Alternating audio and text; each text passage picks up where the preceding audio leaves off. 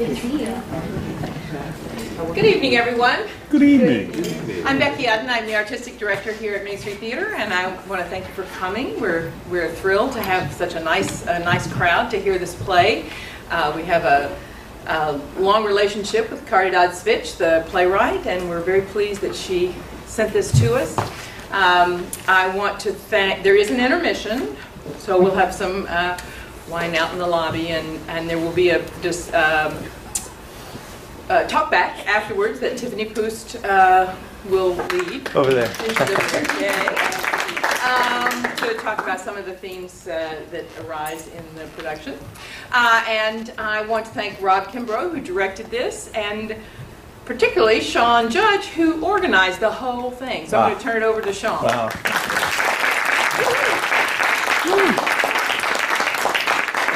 So much, everyone, for coming.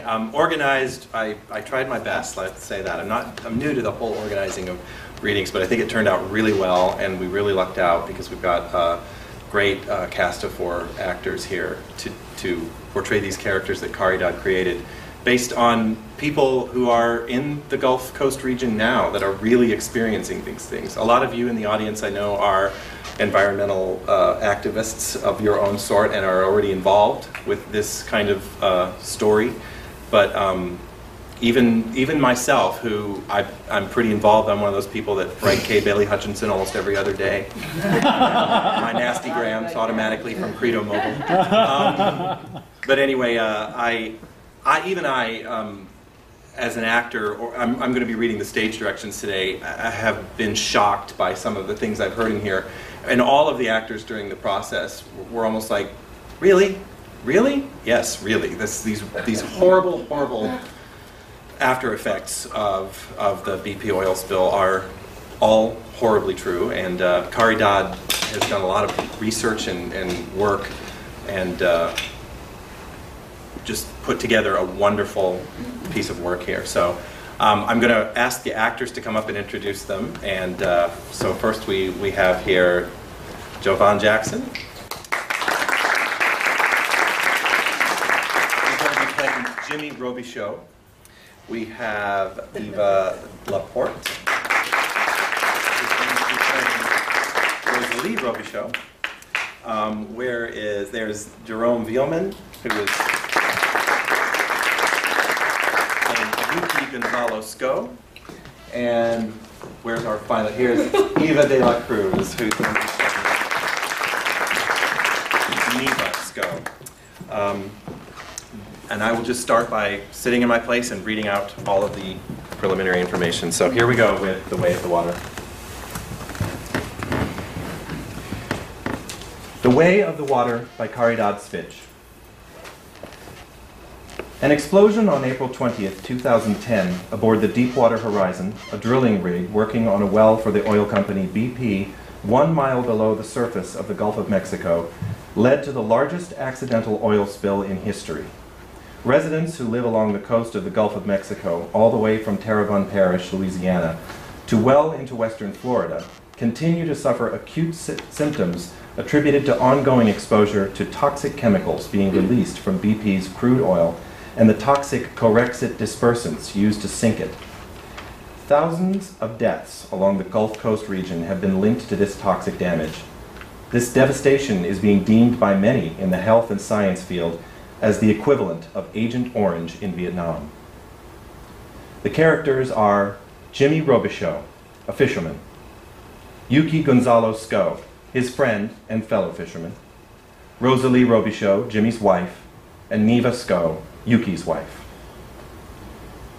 The time and place are many months after April 20th, 2010, in a small town in coastal southeastern Louisiana in Plaquemines Parish along the Gulf of Mexico.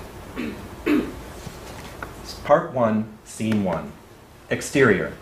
Day, by the water. Bright sun peeks through the clouds of an early morning. Yuki and Jimmy are fishing. Gone the way of water. You think? I ain't biting for nothing. Gotta wait. Been waiting. This time. Man, if I ain't catch me a bucket, I ain't got nothing for the day. What's Rosalie gonna say, huh? She gonna haul my ass. She's a good woman. You live with her. Nice lady. Yeah, but she got a hell of a temper. Hell of a end of day. Make no mistake. Make pretty flowers. Craft store maven. But what we gonna do with all them fake flowers? Sell it. Huh? People like pretty things.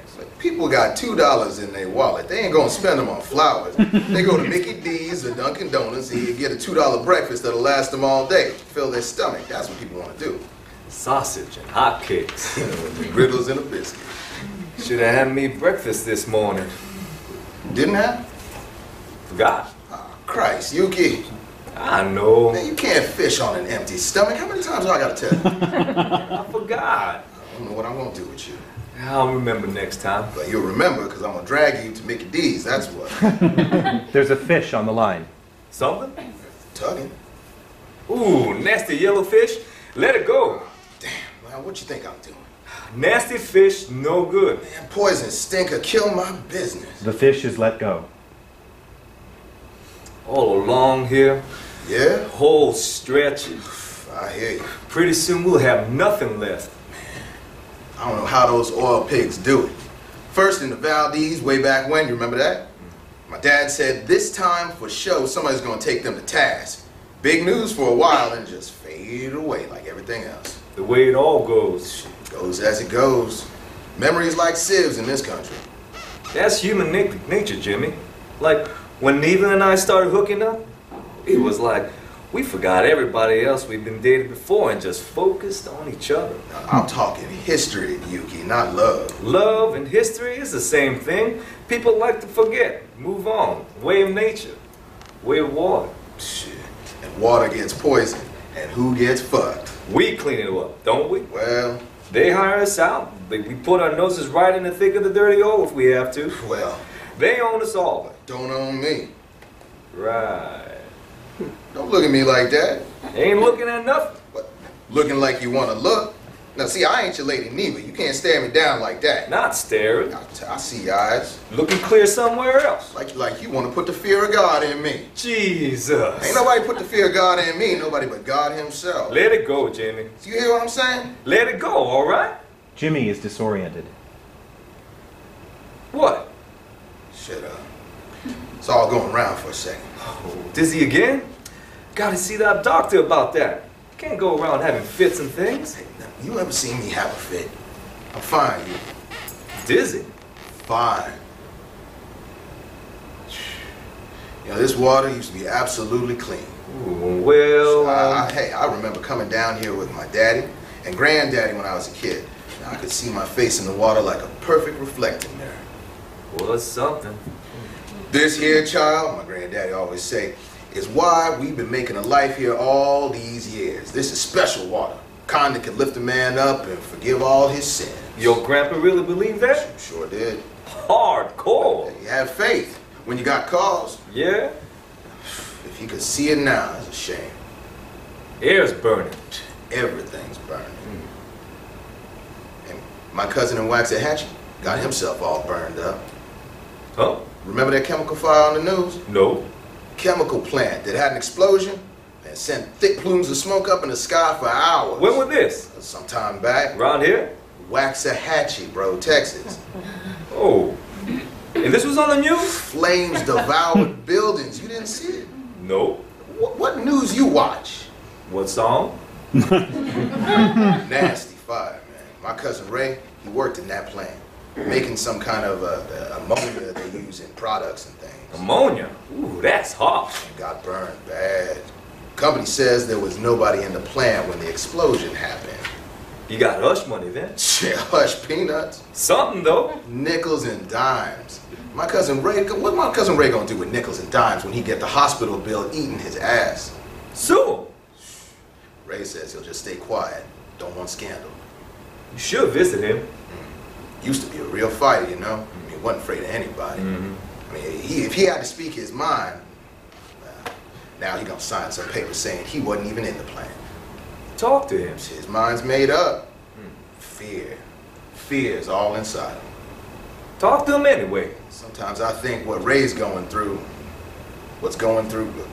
It's just gonna go away in some mad toxic smoke dream cooked up by some smooth little badass sitting in some chair in some glass dome somewhere looking out over the barred out ocean.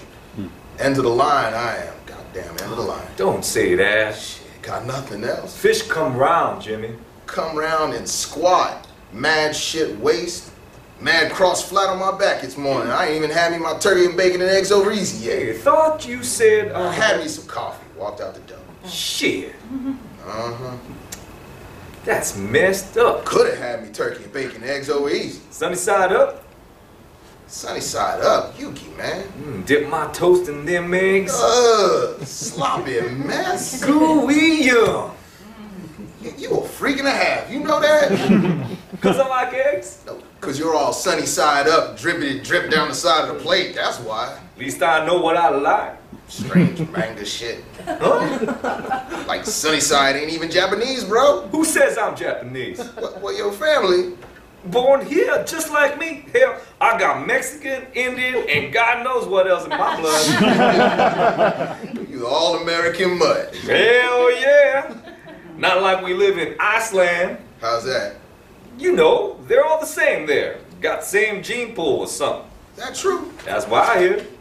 That's sick. Mad sick. Strange country. All snow and ice and... You been? See? On the YouTube. Man, I hate the snow. It's a bitch, right? Man, we visited up north once. Got caught right in the middle of a snowstorm, man. I ain't never been so cold in my life. Snow up to my knees. Yeah? I had to put my feet in warm water as soon as we made it to the hotel. I was shivering like a child. Rosalie says I was tearing up, too. All I remember was being cold and scared and wanting to come back home. Lucky here. Hot as all get, but we ain't freezing. Don't you know why my mama named me Snow? Huh? Yuki means snow. Is that right? Uh-huh. I never knew that. Never asked. So wait. Your name is Snow Scout? Yuki Sko. Wait, but if you go with the meaning, Yeah? Snow Scout. Mm. It's no wonder at all. What? Clear as day, you must have inherited some strange kind of back of the beyond swamp gully gene somewhere. Why you say that? I mean, you like your eggs sunny side up, bro. Hey, look who's talking beyond Swamp Gully. Jimmy the Grits and Hash. Hey, it's either grits or hash. You think I'm into poundage? See, I was wrestling champ. High school. And I could still wrestle me one of those lean punk-ass skateboard kids if I had to. Beat him down. Holy House Santa beat him down, I still got the gift. Fake him out. Ha, man, I had the best fake out in the league. You remember? Mm-hmm. First, dead cross-eyed stare, then flip, right on their back, never seen it coming. If you say You want me to prove it? Jimmy the Ace, sir. Man, Jimmy the Tiger. Man, oh man. Oh, what? High school's like, still, I don't know how I got through. Cheated, my friend, like we all did. Another yellowfish? Nah. Sometimes I dream me 100-pounder. Monster fish. Would it be nice? The sun burns, the air is thick. Blast the sun. Couple more hours, we'll be all right. Scene 2, exterior, day. In the backyard, there's some very simple mismatched garden furniture, some tires, milk crates, and assorted miscellaneous junk, and a small cooler with soda cans to one side. Rosalie packs handmade craft flowers into boxes as she prays. Pray we're gonna get through the morning. Pray we're gonna get through the night. Lord on high, listen to your people, because 'tis not enough to say, Lord, have mercy, when we got our lives in your hands. Lord, deliver us so that we may see your light. Hear us. Oh, Lord, hear us. Good Lord, they can hear you clear across the street, Rosalie. Don't scare the neighbors. Scare nobody. Praying like that, you're gonna scare somebody. You turn into a preacher now? That put you out? Hell, if I'd known I was gonna shack up with a preacher, I'd have turned east 3 ways and done some things different. Yeah. Whole lot different. You are a case. That is why you mad at me, right? Right? You are one stinky son of a bitch, Mr. Man. Well, now I thought you liked my stinky stank. Get you in the shower. Get you in there with me? Oh, Jimmy. What? Stop. Yeah, you started. I swear. You are like a child sometimes. Rosalie, Rosalie, sweet as a honeybee. Where'd that come from? Rosalie, Rosalie, you are my cup of tea. I made it up. Just like that. I got all sorts of songs in my head. Poet man. Love 'em, man. Oh, it's not even supper time yet. So, So it's not time yet, all right? Jimmy moves away and grabs a soda from the cooler. Rosalie, Rosalie, stingy as she can be. Oh, I'm stingy now. Nothing like market brand cola. It's cheaper. Don't taste the same. Want to pay the extra $2 for the real thing? Go ahead. Well, you see, sometimes you save more by not saving. Makes no sense. When I think about it, see, I gotta drink 2 of these to have me the same effect as the brand. Pay less, spend more, see? Well, it shouldn't be down in cola anyway. It's burning. Gonna get all gassy. Well, I never get gas. Oh, When do I... church. That time. Oh, hell, you still gonna rag on me about that? That was like 5 years ago. You get yourself some lunch, crooning man. Got some fries. What fries? Waffle fries over by the Steak Shack. Gonna get fat. Hey, now, you see any fat here? I'm as lean as a board. You hit me anywhere. Come on. Jimmy, Well, hit me. out of your mind. Hit me. Rosalie gives him a light punch. Oh, come on now. What's that? Jimmy, Hard. Rosalie punches him harder. Oh, Christ. you said hard. Oh, nah, I gotta be prepped now. You know, don't just hit a man without any prep. Sorry. All right. All right. Again. Jimmy. No, I'm prepped now. Rosalie punches him. See? See? Jimmy the Tiger. All right. What you doing? Putting the flowers away. Swap me? Ain't nobody gonna buy them. Don't know that. I know what I see. Neva said. Neva will buy anything that's put in front of her. Christ, you gonna listen to Neva now? Used to run her own business. And what happened to it? It wasn't her fault. What Yuki's fault either.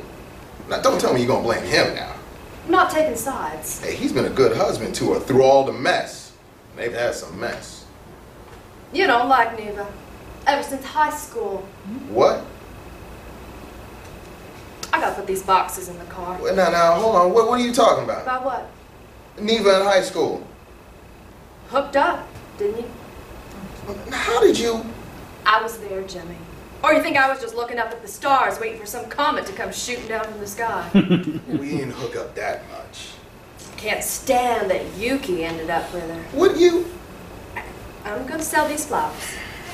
You'll see. We'll get us some grocery money, and you, Mr. Man, are getting none of it. Rosalie walks away and puts boxes in the car. Jimmy is alone. One of the flowers has been left behind. It's fallen perhaps off to one side. It's a jasmine. He picks it up, admires it. Rosalie walks in and sees him admiring the jasmine. Don't smell. I know.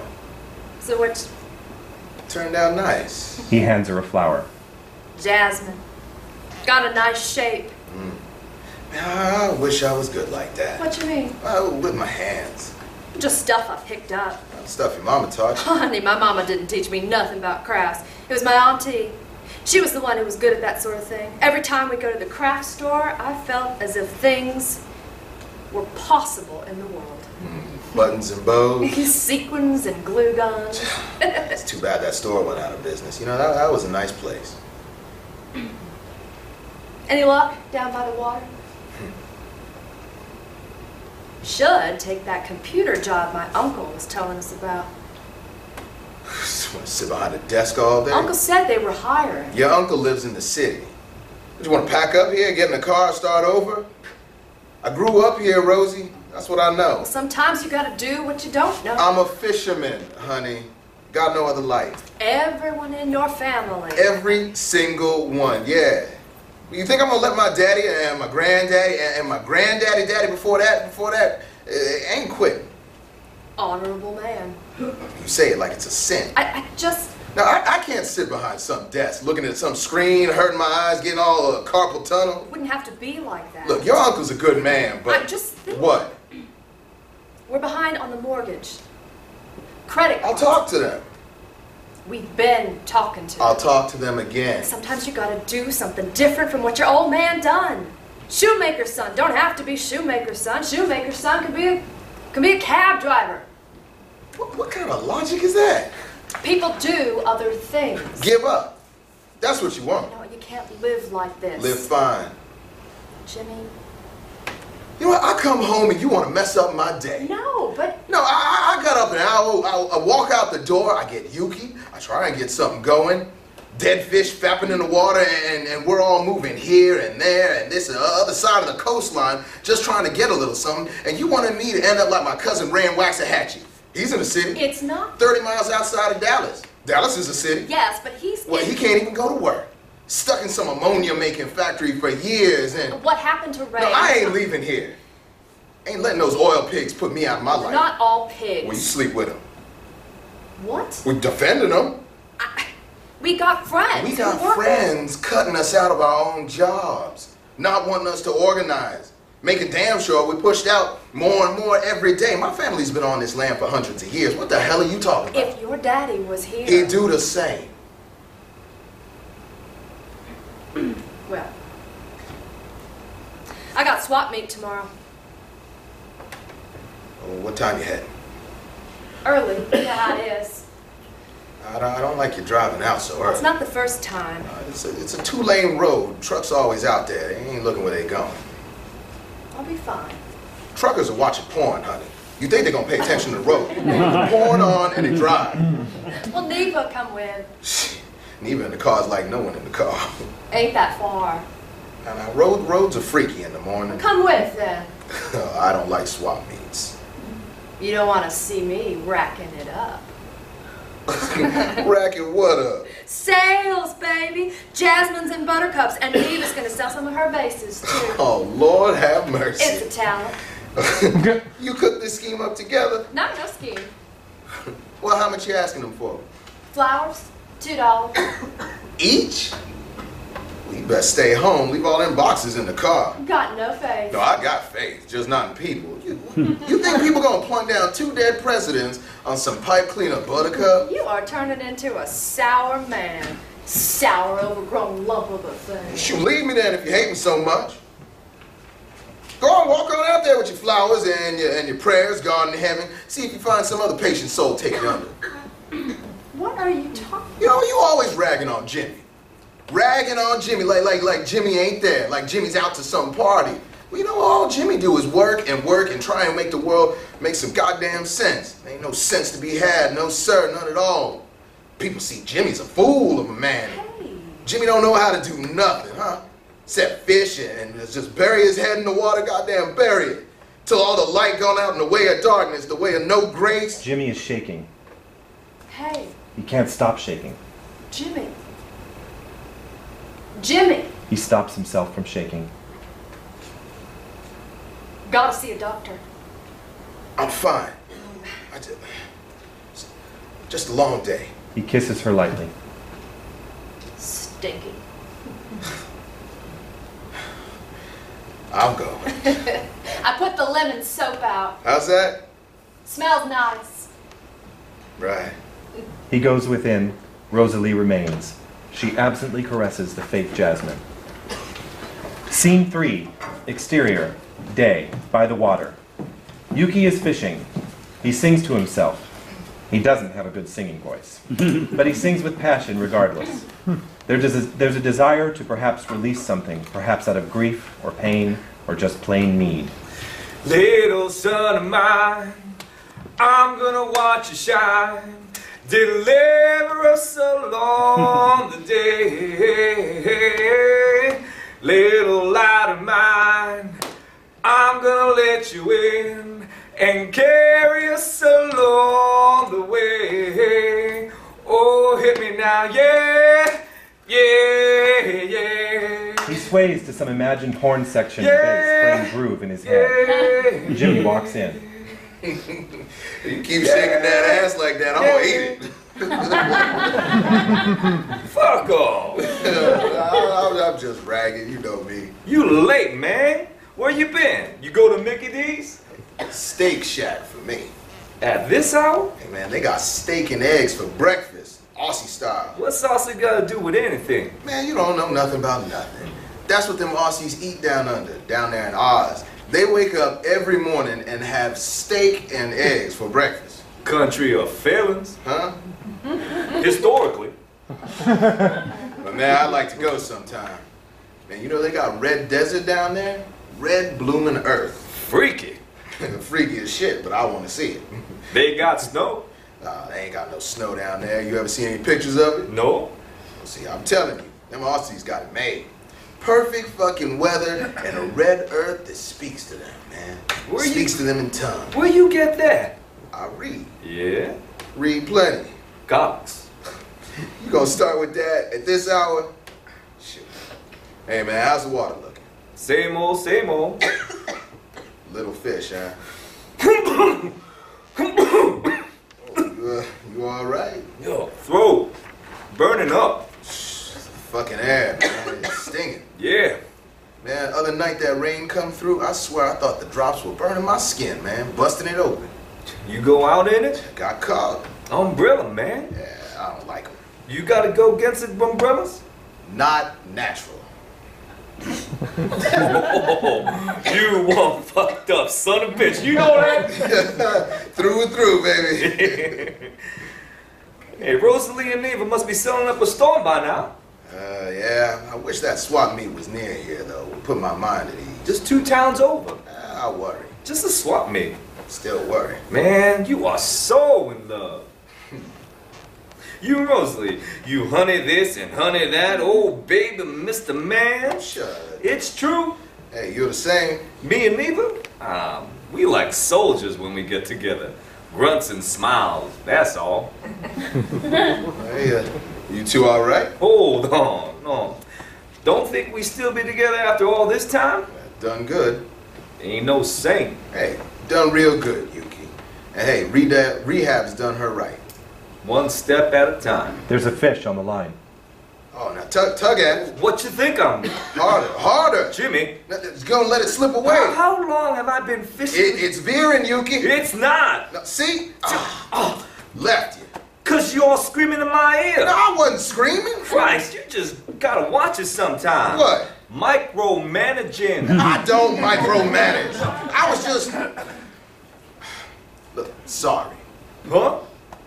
What's that? Don't hear nothing. No. Wait, you hear that? Sounds like bugles. You hear that? I don't hear nothing. It sounds like bugles. Shout? Is that what you hear? Oh, hey, there's another protest happening. Where? Over that big tanker down shore. What kind of protest? Demands and shit. Work stuff? Something about people getting sick. People been getting sick. More sick. Oh, Louis Medina died last night. Just from swimming. Louis Medina? Gas station, yeah. Damn, he was just a kid. 16 years old. Christ. Now, why didn't you tell me he passed? I only just found out myself. They say he had esophagus disintegrated and his heart ballooned up. From swimming? Chemical. In the water. You know, that kind that they used to disperse the spill. Corrects it. They're all over everything. Well, not everything. Right where we're standing could be. Oh, this far out from where the... Nah, don't think so. I mean, they tell us, and it'd be like orange alert or something. Red or yellow? Fuck that shit. They're fucking with us. Well, nah. I mean, they fucking with us, but they can't be fucking us completely. They're fucking us up the ass, Jimmy. And we fishing. And like we got all the time in the world. Look, I know they don't give a shit about us, but this, what you talking about? Not just me. No, it can't. Not at the scale. Because then we'd all... I mean, you got a baby coming. Not for a while yet. But it's coming. Neva's what, 4 months in? 2? So it just can't. I mean, there's got to be some patch of air or water there. All I know is this kid's been swimming and he died from it. Louis Medina. Little Louis Medina always stiffing me at the pump. He was a good kid, Jimmy. Hey, well, I'm not saying he wasn't. His folks are a wreck. You talked to him? Paid my respects as soon as I went over. Man, I got to do that. They still at the, Blue House, yeah. What's this town come to when a kid like that just... Welcome to the apocalypse. We got fun and games. Watch it bring you to your knees. Oh, I want to watch you play. Now that is some motherfucking shit song, man. Jimmy is shaking. He can't stop. Hey, what's going on, man? Jimmy, you scare me. I'm fine. Gotta see a doctor, man. That stuff's serious. Hey, nothing wrong with me. Not normal, okay? Hey, look at me. Jimmy the Tiger, right? Gotta go see one. You know what? Everybody telling me what to do. I'm not No, telling you. like I don't know my own mind. I ain't some kid. Shit. I ain't like little Louis Medina. Waste. Poor kid passes on and what? You think Big Pig gonna come pay for his burial cause some protest? Man, they come up with some story saying he was on meth or something. Make it so they ain't got nothing to do with nothing. Like they don't even know what kind of chemical they use. You said it. Memories are like sieves. Memories like sieves, man. So we can just keep on keeping on. And that poor kid dead. Because we let him. Don't. Hey, you out there protesting? Don't see you out there. I'll go in time. Uh-huh. I'll go. There, I see it. It's like I can see him in the water. Who? Louis Medina. Ain't in the water. Doing a backstroke, just smiling at me. With his bandana on, it's still greasy from work. What? It's like he wants to tell me something with that old crooked smile of his. You really see him? It's like he wants to hold my hand. Like he wants to hold my hand. Quit that. Hey, Louis. Hey, I'm right here, son. Oh, you freaking me out, man. Go on, don't be afraid. This here is warm earth. Warm hands crackling the leaves. Jimmy. Hey, this here is slick rain. Strong fingers and the pull of earth and fire inside me. Pull up close, that's right. Hey, the only thing a man's up against on this here earth are the devil, meat, and the world. Go on, take my hand, son. Take it for all it's worth. We'll all be in the water soon. Scene 4. Exterior, late day. Jimmy and Rosalie's backyard. Neva walks in from the driveway. She's worn out but refuses to give in to fatigue. She carries a box full of vases. She sets the box down, looks about the yard, a sigh, a premonition. Neva, those vases set down okay? Yeah, need any help over there? Almost done. Neva sits. She lets the hint of a breeze hit her skin, a surrender to something, perhaps a secret wish. Serenity, beauty, happiness. This is what we wish for in life. This is what we whisper to ourselves when we wake up in the morning. The word shiver, shake. They got lives of their own. They want nothing to do with us. But we call them back. We say serenity, beauty, happiness, step inside my heart. Let me be good, just once. And the words rest on our tongue like they got all the time in the world. And they answer with sadness, pain, surrender, We say thank you. Because we know that's all we'll ever have. Neva trembles. The air is burning, but she still feels a sudden chill. I am burning. Oh, What? oh, it's so hot out. Yeah. Gonna bake eggs on the sidewalk if it keeps on. You want a soda? I'm sorted out. Had about as much as I can take at the swap meet. Besides, it's not good for the baby, is it? Well, I'm thirsty. Oh, that was a long drive. Oh, Jimmy was right. This doesn't taste the same. Market brand is cheaper. Like syrup warmed over. Give here. I thought you didn't want. Last soda for the day. Rosalie hands her a soda can. Neva opens the can and sips. Too sweet for my blood. You don't have to drink it. I'll sip it slow, fight off the heat. Well, best stay out here because you do not want to be inside. Your AC ain't working again? More like no AC. Get cut off? Had to sell the unit. You know, to cover bills. At least you got a yard. Some folks don't have nothing. When we moved in here, I had all these plans for this yard. Was gonna go all designer on it, plant this and that. Never got around to it. Every time I sit out here, Not that bad. how many times have I asked Jimmy to throw out those old tires? You think he listens? He just walks around and forgets about everything. You doing okay? I don't know. What you mean? He's worrying me. Warren how? He's getting these shaking fits. Gets dizzy sometimes, headaches and things. He says it's nothing. Should go to the doctor. Well, how much is that going to cost? We ain't got medical. You don't get at work? Part-timers don't get benefits. What country do you live in? I thought. Dream on. You know, the clinic's got this walking deal. I bet they'd see him. Oh, he was doing fine too. You know how right after the spill, people were all getting rashes and having trouble breathing? Still do. No, Jimmy ain't had none of that. In fact, he was feeling real strong, like he had extra energy. Well, walk when you can run. And then these last few months, it's like some kind of weird plagues come over him. First he got the flu, and then some weird allergy thing, and now these fits from I don't even know where. Big fits? He gets nauseous, he gets dizzy, and he says his throat's always He burning. needs to see a specialist. I think if we just left, moved to some city somewhere, everything would work itself out. Take somehow. him to the clinic. They'll help you work something out. He'll never go. If you tell him it's for his own good. Opposite. Gotta tell him it's not for his own good, and then maybe he'll Isn't that go. how it is? Jimmy is a piece of work. You try having kids again? Sometimes when men know they're going to be fathers, they act different. More responsible. Did you want to have kids?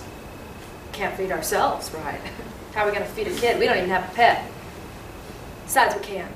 Can't have. No, not anymore. Sorry.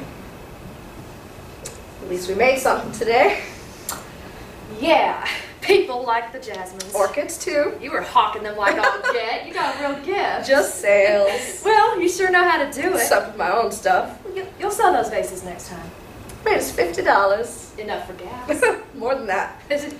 God, I don't know why they keep raising the prices on the pump. We'll be able to drive it off if it keeps up like this. Bicycle. And how am I going to do groceries on my bicycle? Corner store. Corner store don't got shit. And it's past dated. What you mean? You go in there? Milk and stuff? You best check the date. They had a jar of peanut butter that was 2 months past. Date was clear on the jar too, and I said to them, you best take this off the shelf. You know what they said? Nobody noticed. Report them. Like the FDA is gonna come down here to the corner store and put them out of business. So hot. You feel it yet? Baby? Sometimes I think I do, but I could just be dreaming. Boy, I don't know. Yuki and I wanted it to be a surprise. It was a surprise I was even pregnant to begin with. you've been trying though. Yeah, but we'd stopped trying for a while. How come? We were going through too much stuff. What kind? Girl, you get a man and a woman together, you think it could be narrowed down? One thing my mama told me, there is no end between a man and a woman once you put them together. So, like, the baby was the farthest thing from my mind. But it's good though. Do what we can. Like you and Jimmy. Well, me and Jimmy what? No, Well, we're fine. if you say. Look, you and Yuki may be having problems, but Jimmy and I are fine. All I know is, not too many people faithful these days. Jimmy's faithful as can be. Cheating in high school. Well, that was a long time ago. Well, my mama always said a man who cheats once will cheat again. And if you think you can change it, turn toward the moon because you got another thing coming. Look, Jimmy and I have been married a long time. I'd know if he was... This yard is a mess. It's pretty bad.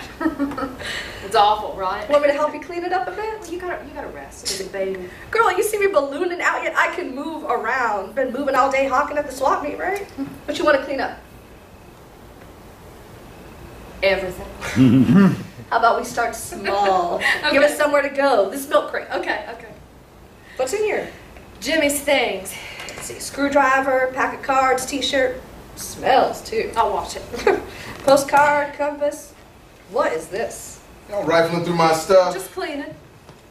Now, see, that's my headgear. Leave it be. From wrestling? Listen, we got a problem with that. Keep what you want. Can't keep everything.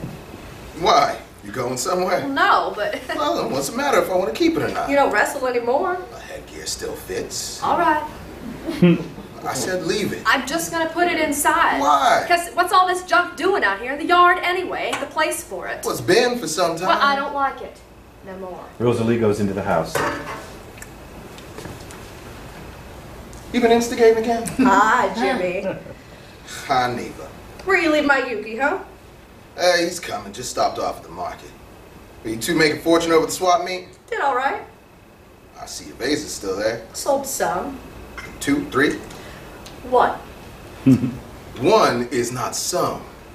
Wait, you make these? Collected them over time. Wait, you're saying these are vases you got from when somebody gave you flowers, that sort of thing? That's right.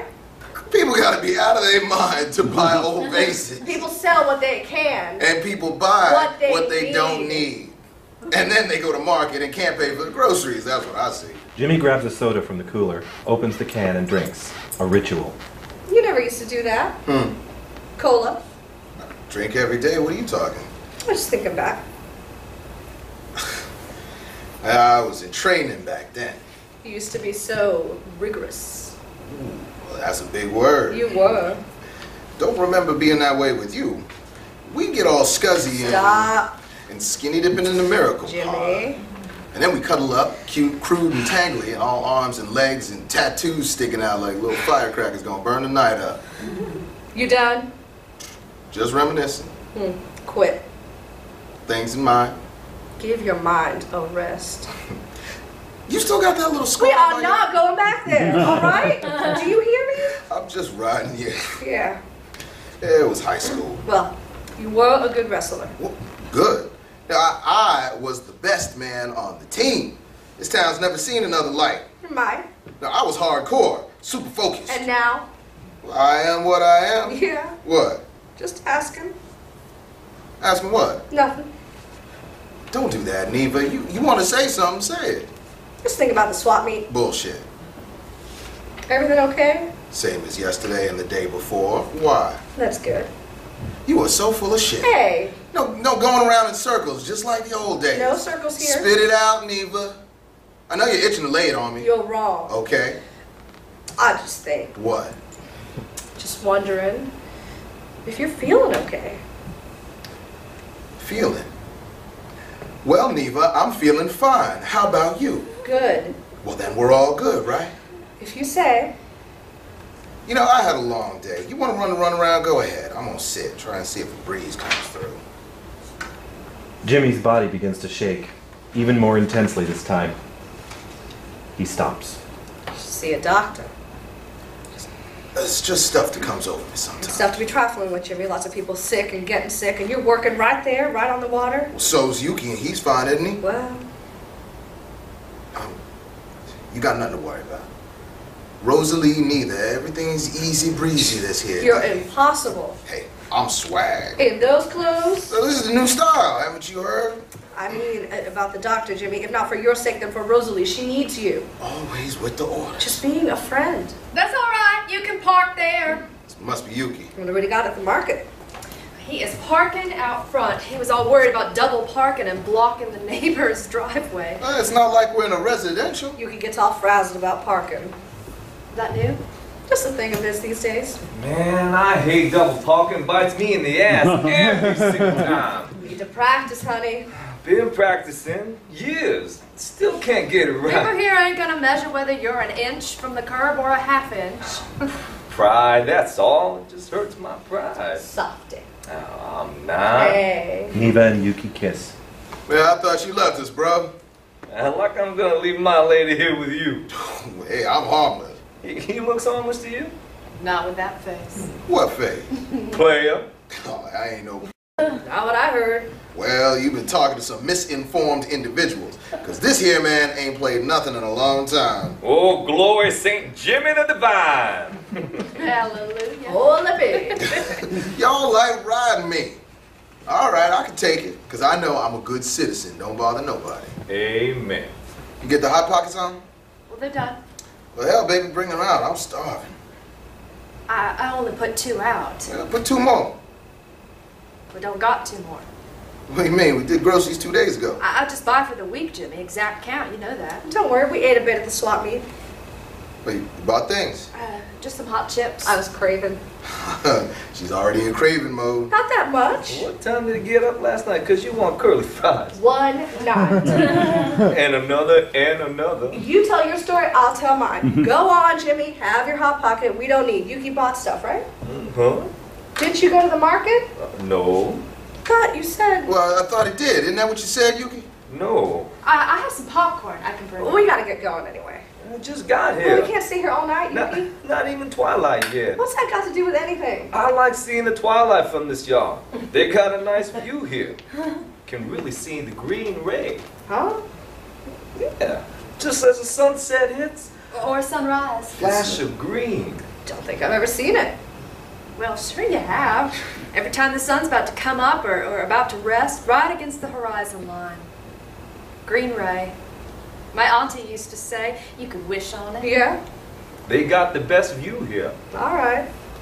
So where'd you go, Private Eye? Hmm? If you didn't go to market? Went down to the protest over by the big tanker. What protest? Jimmy didn't tell You you? were at the swap meet all day. What, didn't tell us a thing? Well, I was going to. Louis Medina died. Gas station kid? Yep. Well, that's awful. He was so young. 16 years old. Oh, don't tell me he OD'd. Can't bear to think about another kid in this town. Nothing like that. What then? Swimming. He didn't He die. died from swimming.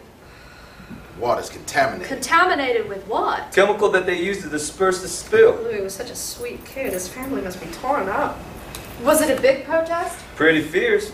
Didn't want to leave. Felt good to feel like I was doing something for a What, change. you saying I don't? I felt good, that's all. Like if there'd be a protest when your cousin Ray was in that factory fire in Waxahachie, wouldn't you want to be there? Yeah, but there wasn't no protest. Hypothetical. Hypothetical don't count. Always micromanaging. How am I micromanaging? Something's real and something's hypothetical is not the same thing, Yuki. We should go down there. Well, raise our hands, shout, It's the right thing to do. won't solve anything. Yuki's right, though. If it was your cousin. I'd be there. If in reality there had been a protest up in Waxahachie, because it's regarding a solvable problem, a containable problem. This ain't? This is different. I don't see what's different about it. You wouldn't. Well, what's that mean? Honey, all I'm saying is what we got here, this what the what thing, is a hell of a lot different than some factory fire in Waxahachie. Accountability is accountability. Or maybe just Jimmy wants to think about it. Been thinking about it. Days and days as the days roll on days. So what? You think I'm an ass for coming down there? I ain't say. You're implying. Hey, world moves the way it moves, Yuki. And we just swim in its current? Even if we're fucked? We're already fucked. Well, what has gotten into you? You were all Mr. Resistance Man, Che Guevara, Bob Marley t-shirt wearing in high school. Rage Against the Machine, bro. Hey, yo, I still am. Don't see it. I rage when the providence of rage demands it. What the fuck is that? I think what Jimmy means is that he's So how you know what I mean, Neva? You inside my brain all of a sudden all creepy crawling? just met. Don't know nothing. I go if I go when I'm good and ready, just not now. Chickening out. I'm not chickening anything. I just don't see what good it's going to do now to go and shout and make signs and hold them up He's and... dizzy for a moment. Jimmy? He reorients himself. When they got their minds fixed anyway. I don't know that.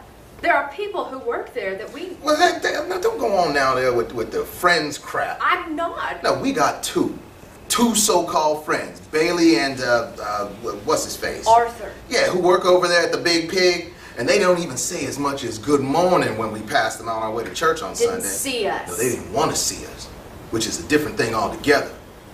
Well, you think they sprayed the fucking chemical all over? Well, you think if we were rich here, they'd be so careless with that thing? Were you at the protest? I don't have to be to know. Same old fucking shit. How's that? Talk the talk, but I don't see you walking. I just think, man, with this kid dying. Well, we gonna change their mind? Man, as long as the profit margin goes up on their end, they don't care what. Plenty reason then to go down there and protest. Well, I chain myself to some tanker right now. Chain myself like some hero warrior. Will that change their mind? Make them do things different? Maybe the water's already poisoned. Not all of it. The lesser and the minor ain't the cause here. What you mean? Means that it doesn't matter if the patch it is or the patch it isn't. It'll seep through. We don't know that. Well, we can intuit though. Tests got to be run. Thorough tests. On whose demand? Our demands. We live here. We count for something. Don't know a thing. Listen, I'll talk to Bailey and Hey, don't Arthur, go but messing about stirring up a goddamn fuss. I'll do what I like. You just gonna get us deeper and deeper. We're already in the shit, Jimmy. Can't get much deeper. What do you... You think we're doing okay? I got popcorn and Hot Pockets in the house. That's the way you want to live. And when I got to take you to the doctor, how's that going to work out, huh? What doctor? You know full well. No, I told you, I ain't going. Jimmy, you gotta go. So they can charge me up the ass for stuff I ain't got? Get me hooked up on prescription whatnot? No, sir, no. My daddy gone through all that. I'm not going. That was different. Yeah, different times. Yeah, same doctors. Look, I think what Jimmy means is that we gotta wait. I don't Look play here. on Miss Protocol and understanding, Neva. I know you. What's that supposed to mean? I think what we need to do here is put things in perspective. We've got to make them do some thorough tests. That's all. I will talk to those folks at church. But like church gonna do anything? Does and has done. Send prayers up? We go there, make them figure it out. We have a right. Shit. And they'll pay someone to lie for them on their honor, and we'd still be fucked. Well, then we'll ask someone to do some other tests. And spend our whole lives looking for a particle of truth? Is that what you want, I Rosalie? just think we But need... you think and think and think, and in the end, what? But the big parade goes on like we ain't never been. It's not like that. Well, how you know what it's like? Calm down, Jimmy. Don't you be ordering me. I know what I'm saying. Look, we ain't said. It's just that. Truth come down from heaven, shine a little light, little fucking light of mine. Man, you gotta be kidding me. You all gotta be. Jimmy's whole body starts to tremble. Jimmy. See, I see it. I fucking see it. The dream of water, hot, burning up a spark, is letting itself through me.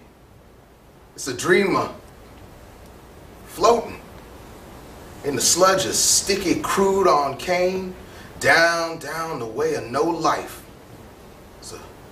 It's a dreamer singing a sweet lullaby through a bloom of liquid smoke, glowing in the tangled mess of ruined wells in the ocean buried.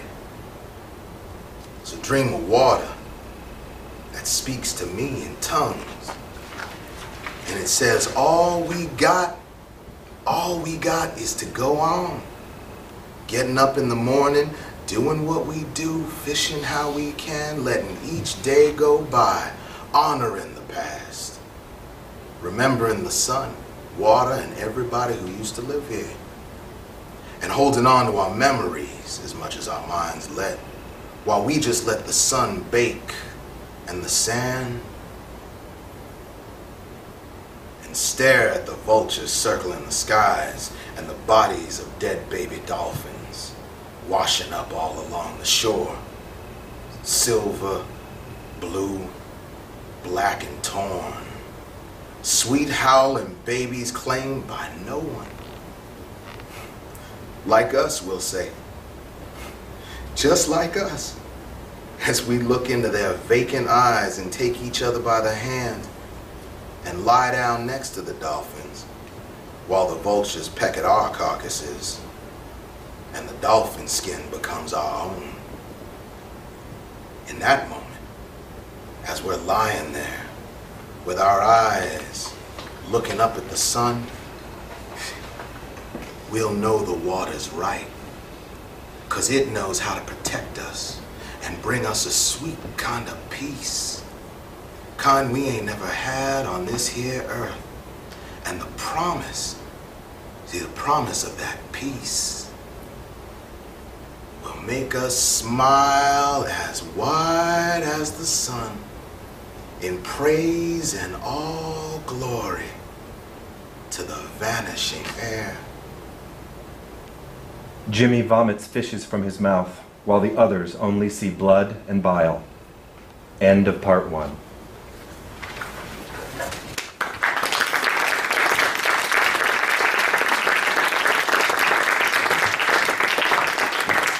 So we'll take a little intermission and call everybody back in when we're ready to start part 2. Thank you. Get the lights here in a second.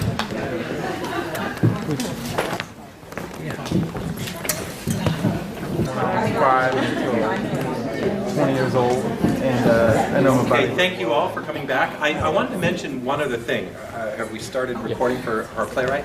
I wanted to mention one other thing, that this is part of an international reading series that has been happening all over the United States and the world. This week alone, they had a reading of it in Rio, and in, I can't remember where specifically in Australia, but it's in Australia, and it's just being done all over the place. So we're kind of a part of a larger picture, a larger international picture, and that's another very exciting aspect about this. So I just wanted to make sure everybody knew that.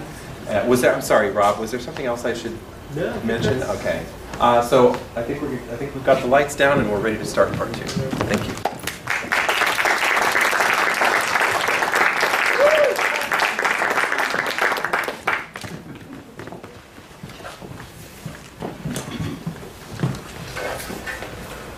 Part 2, Scene 5.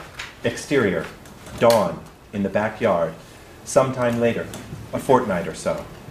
The backyard has been stripped of whatever junk was in it.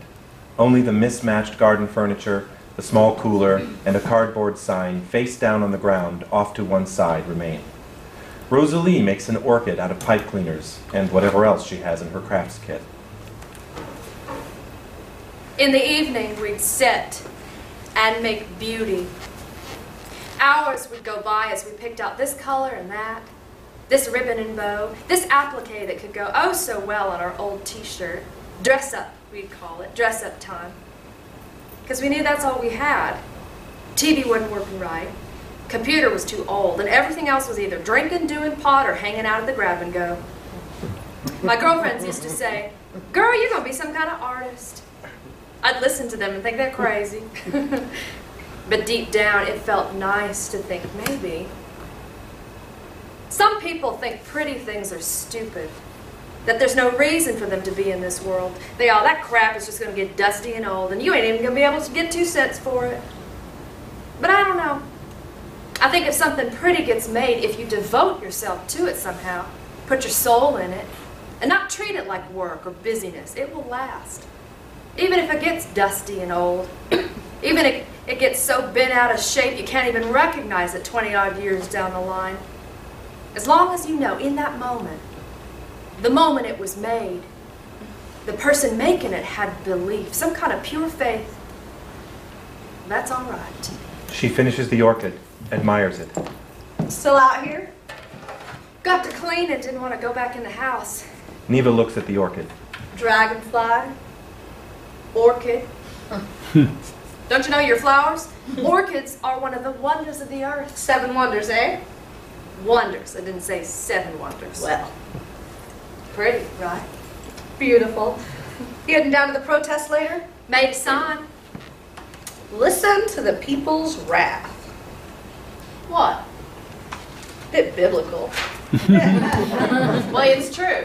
Yeah, but people don't even know what wrath means. Of course they do. Walking around the street, you ask somebody, they wouldn't have any idea what you're talking about. I'll make a new sign then. Thought you were going to talk to them, Bailey and what's his face. I will. As soon as Jimmy gets out of the hospital. Get out today. Later. How are you doing? Doctor says his insides are all messed up. Messed up how? real messed up. I mean, they can fix it, right? Whatever he's got. I keep thinking he's got what his daddy's got. Cancer. In the brain. It's spread all over his body. Don't want to see that happen to Jimmy. Won't. Well, ain't a machine. People break down, Neva. Yeah, but And what if I get sick too? you're fine. We're all exposed to whatever the hell this is in the air, in the water. Well, you got that rash. It went away. For good? That's what I mean. We don't know what. I could get sick, and then it'd be the two of us hobbling around with our ailments. That ain't supposed to happen, you know? Not till we're old, not till we're at the stage where we just keel off from natural causes. Nobody dies from natural causes anymore. Just one sickness after another. Won't get sick. I'm not a machine. Everybody thinks I am. Oh, Rosalie gonna be there. Rosalie gonna carry on just fine. Nobody thinks something could happen to Rosalie. Well, I feel things too. Get up sometimes, I can't get up in the morning. My chest is burning up so bad. Nobody thinks about that. How long Jimmy got? Doctor tell you? A month. A week. Or he could go on, dying a little bit at a time. A moment. Then Rosalie rises with orchid in hand. She walks away in the direction of the house. She stops, lost for a moment. Where are you going? Going back into the house? What you doing, girl? Huh? I was... Give me that. What? Orchid. Oh. I'll set it down here. Jimmy, come home. You'll see it, right? Pretty. Come on. What? Sit yourself down. I got all these things to do. Do them later. Day's too nice to waste. Clearest sky you ever seen. Woke up this morning, thought I was in a movie show. 3D sky, yeah. Blue as all get. Yard looks nice. Cleaned up. Had to. Can't stop thinking about it. Jimmy, he started retching like that. Blood of angels, I thought. Like the blood of angels coming out of his mouth.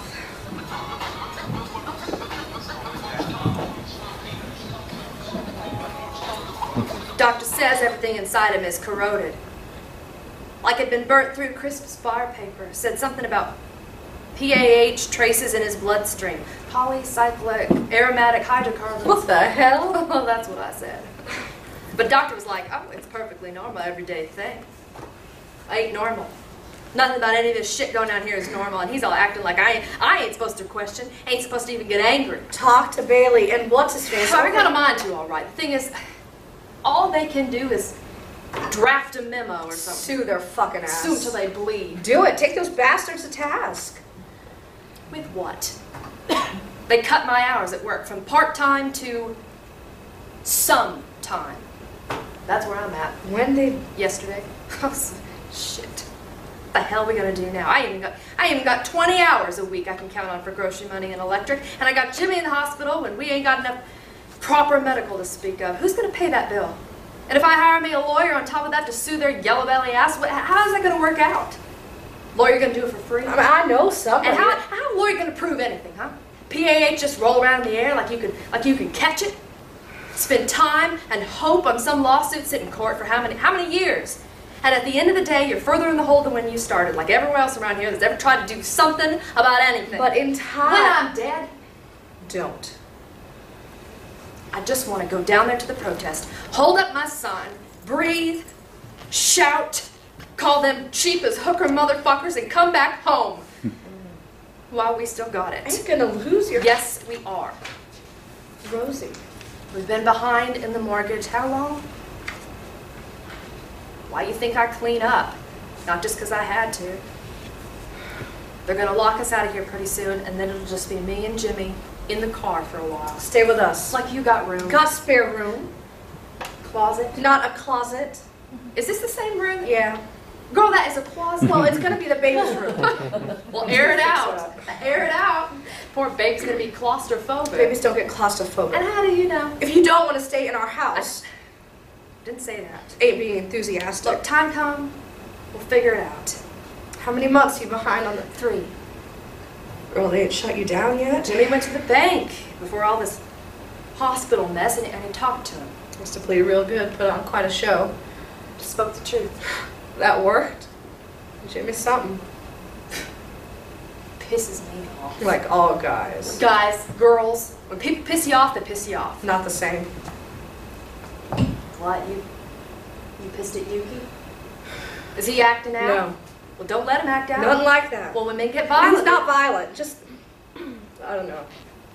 Everything, I suppose. Everyone around here is sick or gonna be. People in strange moods on the street. Pisses me off. Cool down. I'm trying. Just keep thinking about the baby. Is it gonna come into this world? Like we all done. I had this weird blister on my skin. Wouldn't go away. I kept looking at it, thinking the baby was gonna come out full of blisters. Hey. I want to do things right, you know? I want to have this baby, but I don't know. Things get so mixed up. I know. They lean on each other. I think animals are better than us sometimes. Think about how many murders people commit, how many wars and invasion and shit, all this callousness and messed upness we got here. Ought to be ashamed. Jimmy's got shame. Inside him. What about? Never known. God, you've been together how long? Well, it doesn't mean I know him. You know Yuki? Think I know him? Well, thinking isn't the same. Not sure I want to know him. Scared? How goddamn awful would it be to really know somebody deep down? Like all their little secrets and desires and darkness. It'd be creepy, right? I know enough. Enough to live a life. Make plans. And my baby thing. It's too early. It's gotta be ready, Neva. It could be a preemie. Mm-mm. Well, I was. Mama said I almost didn't make it. I was so little and weak. Went through hell. All those nights in the hospital, waiting and waiting. Hate waiting in hospitals. So damn cold. Like ice boxes in there. Keep them like that to be hygienic. I was like, I need me a sweater. I should have brought one.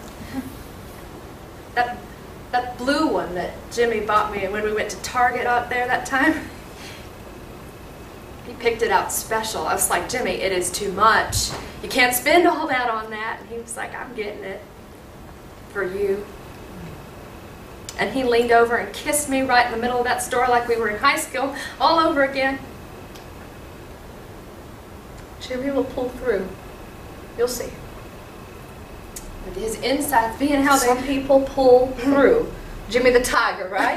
Rock'em Tiger.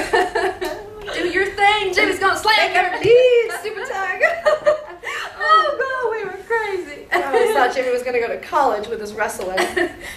Well, we got married. He still could have gone. Thought I was gonna have a baby. Didn't know. Well, you'd already broke up with Jimmy by then. You two are good together. What? What's so funny? I kept his headgear. What?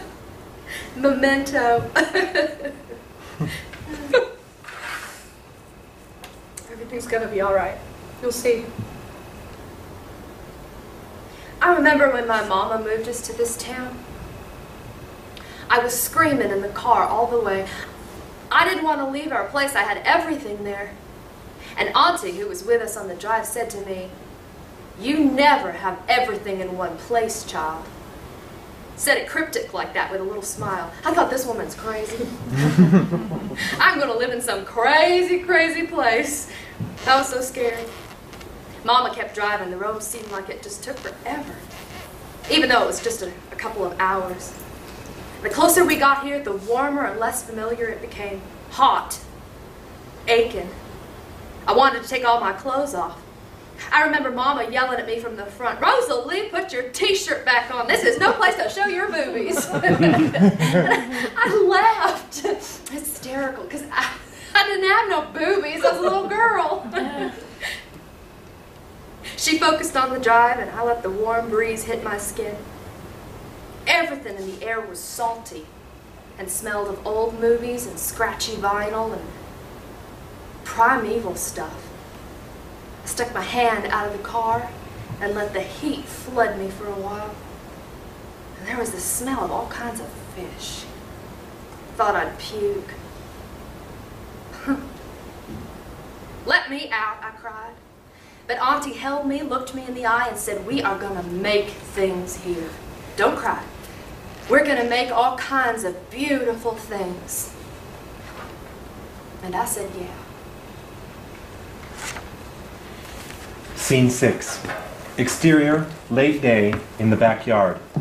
There's a strange kind of silence that's settled over everything, an odd hum in the air. And then, the sound of birds squawking, chasing each other, fighting over prey. And then, nothing, for a little while. The cardboard protest sign is still on the ground, off to one side. The cooler is open. It may have been open several hours ago. Someone forgot to close it. Hazy sun falls across the shapes of the mismatched garden furniture, as if it were caressing them gently with its rays. The fake orchid is resting on the garden table. It's been left behind, forgotten somehow in the rush to leave. The sun drapes itself across the orchid, a strange kind of glow, only for a moment. Then it moves on. Jimmy walks in. He looks beat, out of sorts, disoriented. He's trying not to give in. He surveys the yard. It's so clean, stripped of everything. He can hardly recognize it. He retches. A moment passes. He wipes his mouth with an old handkerchief that he keeps in his pocket. He stands up straight, breathes. He sees the orchid on the table, a smile. He walks over to it. He picks it up. He shakes. He can't stop. The orchid falls. He tries to pick it up, but his body fails him. And then he stops shaking. He's fine. He'll be fine. He sees the sign on the ground. He turns it over. He laughs, not mockingly. What a fucking sign. He picks it up, holds it in his hands. He raises it up as if he were at the protest. Listen to the people's wrath. He makes a sound as he holds up the sign. Perhaps a holler, a shout. Anger swells up in him.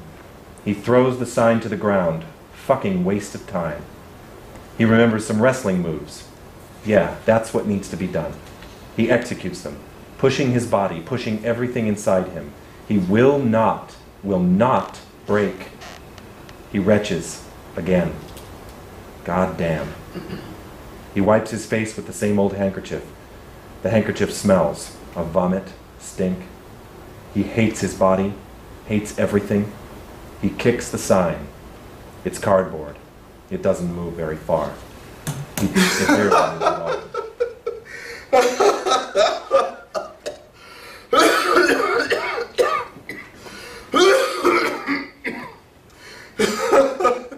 Iceland. God damn. He sits, resting, takes in the sun. What a day. A moment. The hum of a car. Weird hum. Bad motor. Bad sound. I told him to stay in the car. I don't understand why he wanted to walk. That's fucking crazy. In his condition? Just wanted some air. What air? It's like an oven today. No air to be found. Sticky as shit.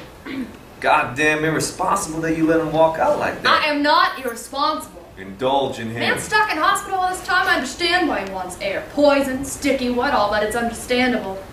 Are you gonna help me with this shit or what? Jimmy stretches. His body aches. I got it. Well, hold it steady now, I don't want it dripping all over. Hush puppies don't drip. Well, sauce does. Car doors slam. Jimmy reacts, startled. Too loud. Don't know why you parked so far The street out. is less messed up over here than it is over there. Looks the same to me. There's a crevice in front of our house. Crevice. Jimmy wonders. Is it a crevice? Has he noticed it? How long has it been there? In the tar on the street. Indentation. Turned into a crevice. Don't want to mess up the tires, only ones we got. Rosalie has a grocery store-bought flower arrangement in hand, perhaps accompanied by a balloon that reads, "Welcome back." The balloon is very much out of place, unnaturally cheery. Yuki has a convenience store bag, 6-pack or so of beer. Neva has a bag of chain store-bought hush puppies and fish tenders and such. They see Jimmy. What the hell you doing here? I live here. Oh, you'd still be out there walking. Well, wandering the earth. Good to walk, right? Light kiss between Rosalie and Jimmy. Hot. We got beer. And hush puppies and fish fingers and little bitty nuggets. Kitty food. Ain't kitty food. I can't eat that. Of course you can. I can't eat fried stuff. They shot me up with medicine all over. One bite. One bite, no bite.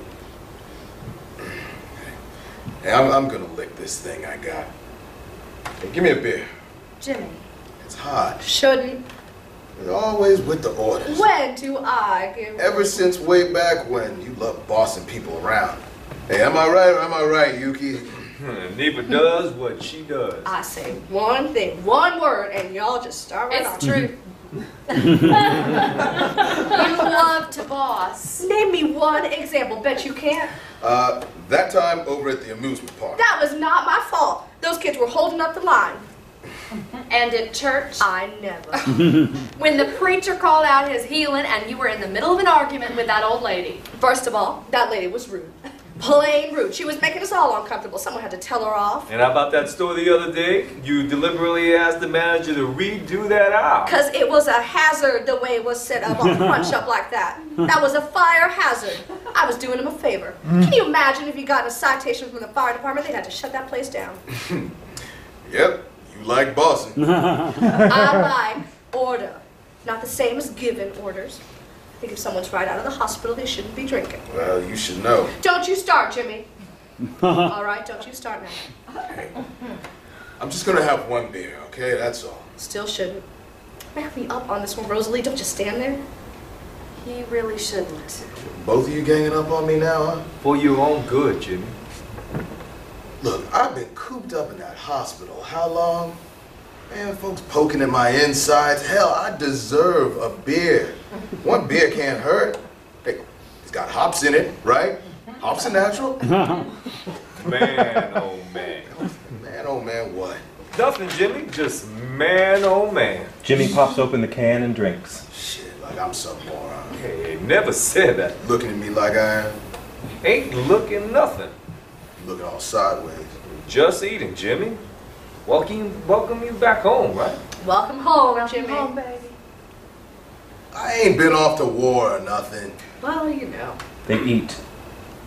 Oh, the hush puppies. They're good. Special recipe. Is that right? That's what the sign said. Probably the sauce. It's always the sauce, isn't it? How's that? Always some special ingredient in the sauce. That's how they keep it secret. That don't make any sense. It's easy. It's easier to hide an ingredient in a sauce than it is in a body. Huh. A body of meat. Chicken, steak, so on. Yeah, I sure miss me them steak and eggs over at the Steak Shack. Aussie style. Man, they serve me all this fucking crap at the hospital. Not a full style. Not supposed to be. Well, yeah, I mean, you can still make an effort, right? I mean, folks in there are sick and depressed and messed up and lonely. I mean, the least they can do is give them some decent food. I mean, shit, something that tastes like something. You want fish tender? Ain't real. Is too. Hey, I know about fish, Neva. That crumbly, flaky thing, that ain't no fish I ever seen. Pancake batfish. Mutant kind. What other kind is it? I'm eating. Take me a nugget, though. Shouldn't. Will you quit with that? Ain't my doctor. Hey, they treat you good in there, right? They treat me like anybody else who ain't got medical. Bargain basement care. They're overworked, Jimmy. Now, that ain't no excuse to leave me on some table for an hour. Have me waiting to run a single test. They got their way of doing things. Man, you know what, Yuki? You should have been a lawyer, because you sure love defending me. Hey, just pointing out the facts. Shit, I'll see if you tell the same story day you're in the hospital. Don't joke about that. I'm just saying. Don't. Ray got out of the hospital, too. Today? Got a call from them up in Waxahachie. He says doing all right, recovering a little bit every day. Damn factory fire. Man, I gotta call him. We could visit. All that way? I'll drive. You can just sleep in the car. Yeah, we'll see. Would be good to visit. We'll see. Hey, where'd you get those? Pretty, right? Man, nothing like real flowers. They were at the market. They had a good assortment of flowers this time. You know how sometimes they got those 3 roses standing around the same 3 spindly vases all day? Yeah. Well, they must have had some kind of special shipment or something. I had my pick. Loved all those bright colors. Not always you can get flowers so bright anymore, like they just glow. Well, that must have cost quite a bundle. We got him, Jimmy. I just picked them out. We don't need no handout. No handout, just offering. But you win the lottery? You got some monster fish the other day. Behind my back? Oh, what a monster. Big, right? Bigger than most, that's all. Son of a bitch. Thought of you, Jimmy. You know, half that catch is mine. What? We're a team, right? You weren't there, bro.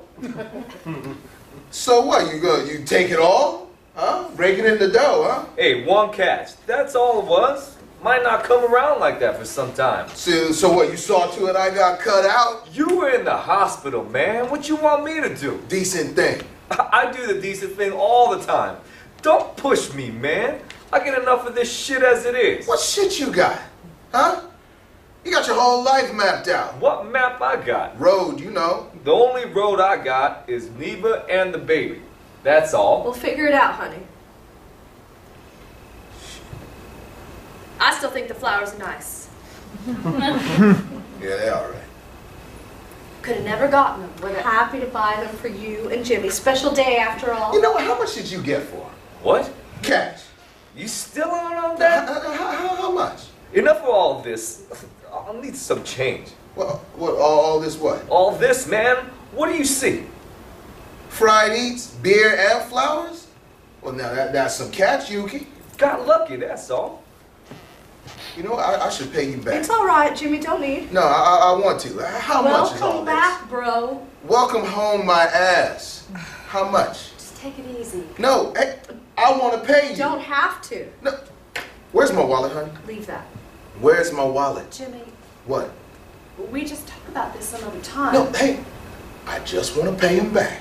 He let sleeping dogs just... Hell with sleeping dogs and their puppies. Want to do the right thing, Yuki. Can't stand y'all pay for all this flowers. They're gonna die anyway. Just catch us on the back end, Back man. into what, huh? Christmas?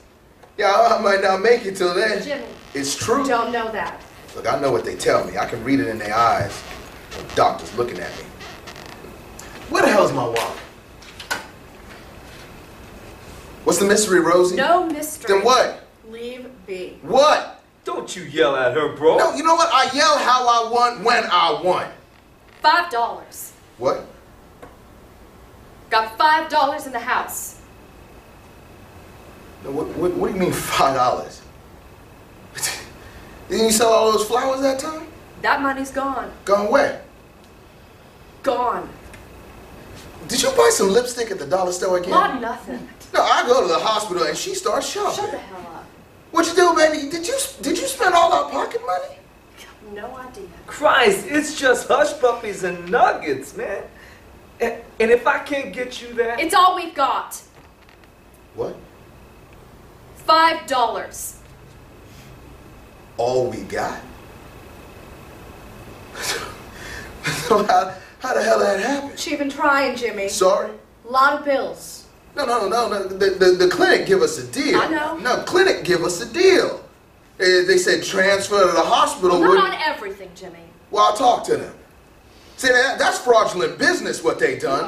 You want to have you taken out of hospital? You had to get tests and treatment and God knows what else, right? So it's my fault now. Don't say that. No, I get sick and I ruin everything. Not listening to me. She tried, Jimmy. She tried. Well, hey, that's some song, Neva. How much she tried? We got $5 You think to I our did nothing name. while you were in there coughing up shit? I went into the swap meet every day. Sold about as much as I could. Stood by the trash. Collected cans. Even went all the way to the whole other side of the parish to see if some church would buy some old CDs we have. What do you need to do all that for? You got work? No work. Huh? Cut my hours. Put me on call. Well, now, why didn't you tell me? Look, I sat there every day in that freezing-ass hospital. You don't tell me nothing. No use worrying. My worry, it's our life, baby. What are we going to do with the house now? Ain't. What? Gotta put us out. I tried. Goddamn son of a bitch. Goddamn bank, goddamn hospital. Man can't get sick in this country. Hospitals don't run themselves. Goddamn. Damn. They run like they run, bro. What are we gonna do? No such thing as free fucking health care. God damn sons of bitches did the same to my daddy. System's been the same for a long time. He was lying on the couch just spitting up blood, and they calling the house, where's my money? Where's my money? Like they can't see he's dying. He's fucking dying on the couch. He ain't had a lick of energy to put one more dime into the cash box. Goddamn pieces of shit. What the hell are we gonna do with $5?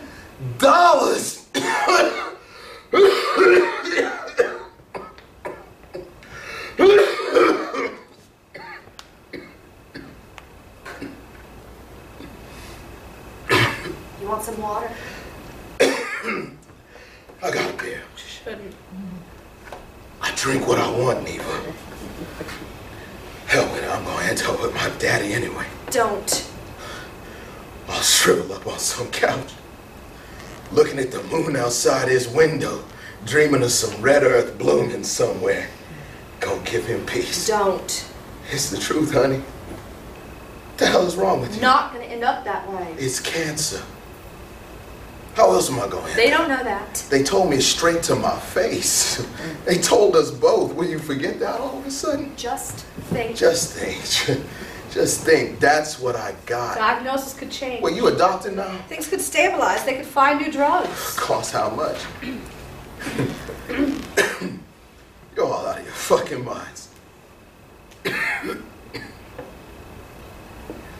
Nobody wants a sick man around. Sick man reeks of death. Stay away, old angels. Stay away from the destiny of the sick man. What's that? Something my daddy used to say. He think this whole world gonna sink down under, right down into the bottom of the ocean. Like one of those myth fables from long ago. Long ago on high, angels cried, deep unto the well of mystery. Your daddy never said those Were you there? On his deathbed? Rosalie? She notices the fake orchid on the ground, off to one side. She picks it up. What's this doing here? What the fuck is this doing here? What's that? She starts to tear the orchid apart. Rosalie, don't. Every day, every goddamn day, working and trying and fucking shit. The orchid is destroyed. Hey. Rosalie. Let him be. Jimmy begins to pick up the pieces of the flayed orchid. What? What are you doing? He continues, trying to pick up every piece. Hey. You made this. Jimmy. Stop. Hey. You made this. Jimmy. Jimmy finishes picking up the pieces as best he can. He offers the pieces to Rosalie.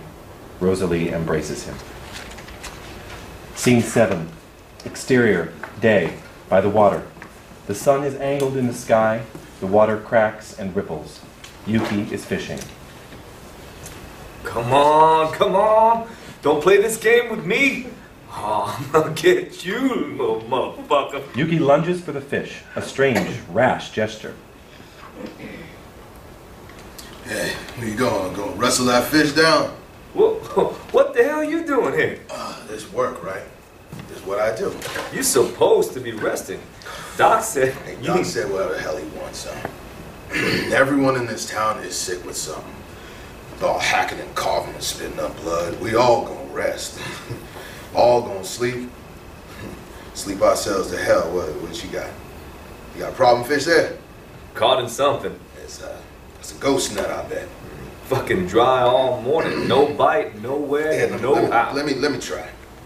If it's caught in a ghost net, gotta pull it and everything with it.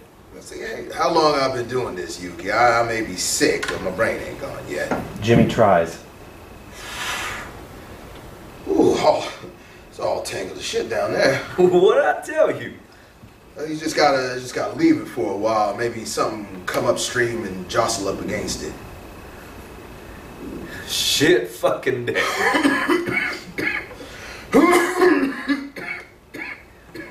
Want some water?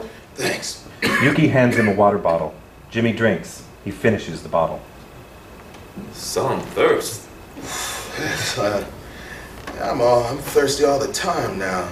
Won't go away. You tell Doc about it? You don't know what to do. Man, he's got more people than he knows what to do with. I can't go back to the hospital anyway. Free clinic 2 towns over is seeing people. Oh, fuck that shit. Free. Medicine free too? Man, you don't know what you're talking about. A moment passes. An egret flies over. Would you look at that? Birds, man. Now, see, how do they do it? Do what? Just keep going.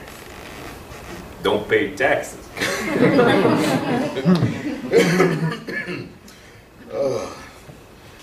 Feels good out here. Always got the water. Till it's gone. Ain't gonna be gone. It's gonna be some comic book someday. About how all this water that used to be here, people gonna say, man, that writer is making some nasty shit up. That place could have never existed. Been here all night, straight to the morning. What the hell for? Couldn't sleep. My stomach was all twisting and turning, Going up and down on you? like someone stabbing me in my stomach. Fuck. I'm like, I'm gonna head down to the water. I'm up, might as well be up. Start the day, you know? What'd Neva say? Neva was sleeping. Wouldn't want to wake her up.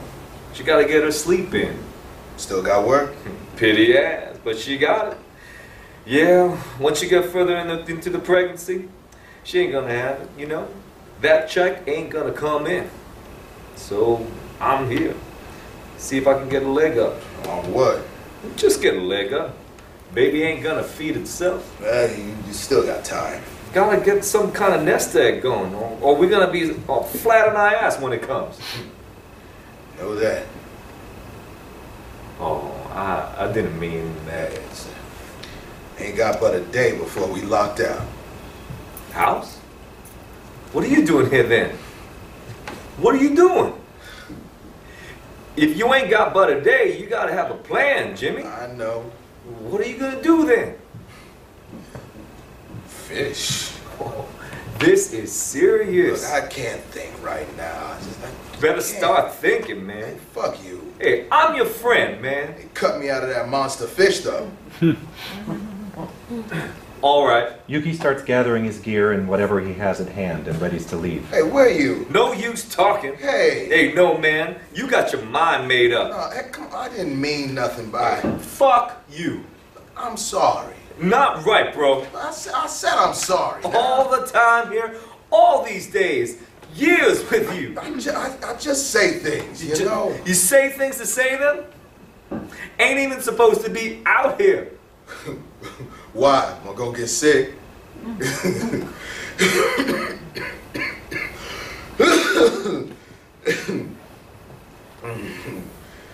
I'm rotted clear out. Don't mess with that. Hey, it's my mess. I can mess with it any way I like. Fucking punch you, man. Hey, come on, go on. Make me wanna just... Hey, do it. Don't you know what you say? Hey, I'll take you on. Oh, leave be, Were you man. afraid I'll clock you out? Like I gotta be afraid of something. I'll see you. See me how you like, not what I am. What the hell is that, a proverb? No idea. I'll clock you out. Right down in the ground. Don't know what you... Jimmy strikes him. He's weakened physically, but he's daring himself anyway. All right, all right. Where you gonna just take it? Not the time, Jimmy. Jimmy strikes him again, flailing. Not the time. When the fuck's gonna be the time then, huh? When I pull me a Louis Medina and throw myself at the mercy of the water's tide? Man, you don't know what you... Man, you are talking some shit. It's the truth. Louis Medina was swimming. Correxa burned right through him. He didn't throw himself nowhere. Shit, I got a mind too. That right. Got a mind to do a whole lot of things. Got a mind to sit yourself down and wait this thing out. But like my daddy, I seen that road, been right along with it. Don't you think about... They been thinking. What about Rosalie? You thinking about her? Hey, she got enough on her hands to carry me along too. Son of a bitch. What? Sit yourself down, all right? Just sit yourself down. You talking some kind of nonsense now. Hey, how's what I say? You can't be even thinking about throwing yourself into any kind of water, offering yourself. No, it ain't like that. When you got that woman there, man, that woman loves you, man. Loves something fierce. She don't need me around. But Jimmy, She has to wipe me down, Yuki. Wipe my ass, cause I can't. Blood coming out of my piss. Christ, man, why she need that, huh? Why the hell she need that? she loves you. What, a test of love? She ain't signed up for that when we got married. Oh, yes, sir, I'm signing up for a life of shit in this marriage. Praise be to God. Ain't so. I don't want her to live like that.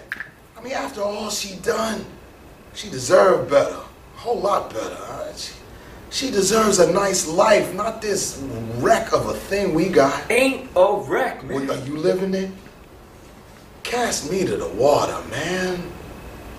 Let's fucking finish me off. Gotta wait this out. Gotta put me on a boat and light the match like the Vikings way back when. Put me out to sea, man. That's all I want. That what your daddy and your granddaddy want? That they want you to throw yourself into the water? That what they teach you? My daddy would have done the same if he could. That may be. It's but true. He asked me to. Day before he passed, he said to me, he said, son, put me out to sea, let me burn. Let every part of me tender itself into the water, and I wouldn't do it. He begged me, still wouldn't do it. Selfish boy, he said, you're nothing but a selfish boy.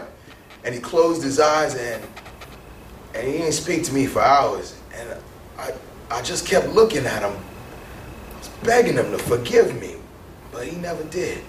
he won't forgive you now if you go. Huh? He ain't gonna come down from on high and forgive you from doing to yourself what he had done to him. What, are you up there on high? And if you think it's some kind of protest, Don't think. it ain't. A man dying is a man dying. Whether he dies in the water full of black gold or a bed of feathers in the full room of silver, you want to lick this thing? You keep on, all right? Well, keep on, till I lose my brain altogether and end up some curled up mess of a thing on some road twitching and shit. It ain't gonna be like that, That's man. where I'm heading, man. What do you think this mutant cancer thing is I got? Man, I got 7 different fucking chemicals in my blood, and every one of them trace themselves back to some form of crude oil or solvent. Do you hear what I'm saying?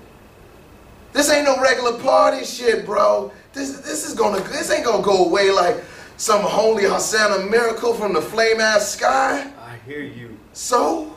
So, still think Big Pink can fuck themselves up in the ass if you think anybody's gonna back down, cast themselves out into the water for nothing? It ain't nothing. It's nothing, man. Goddamn fucking nothing.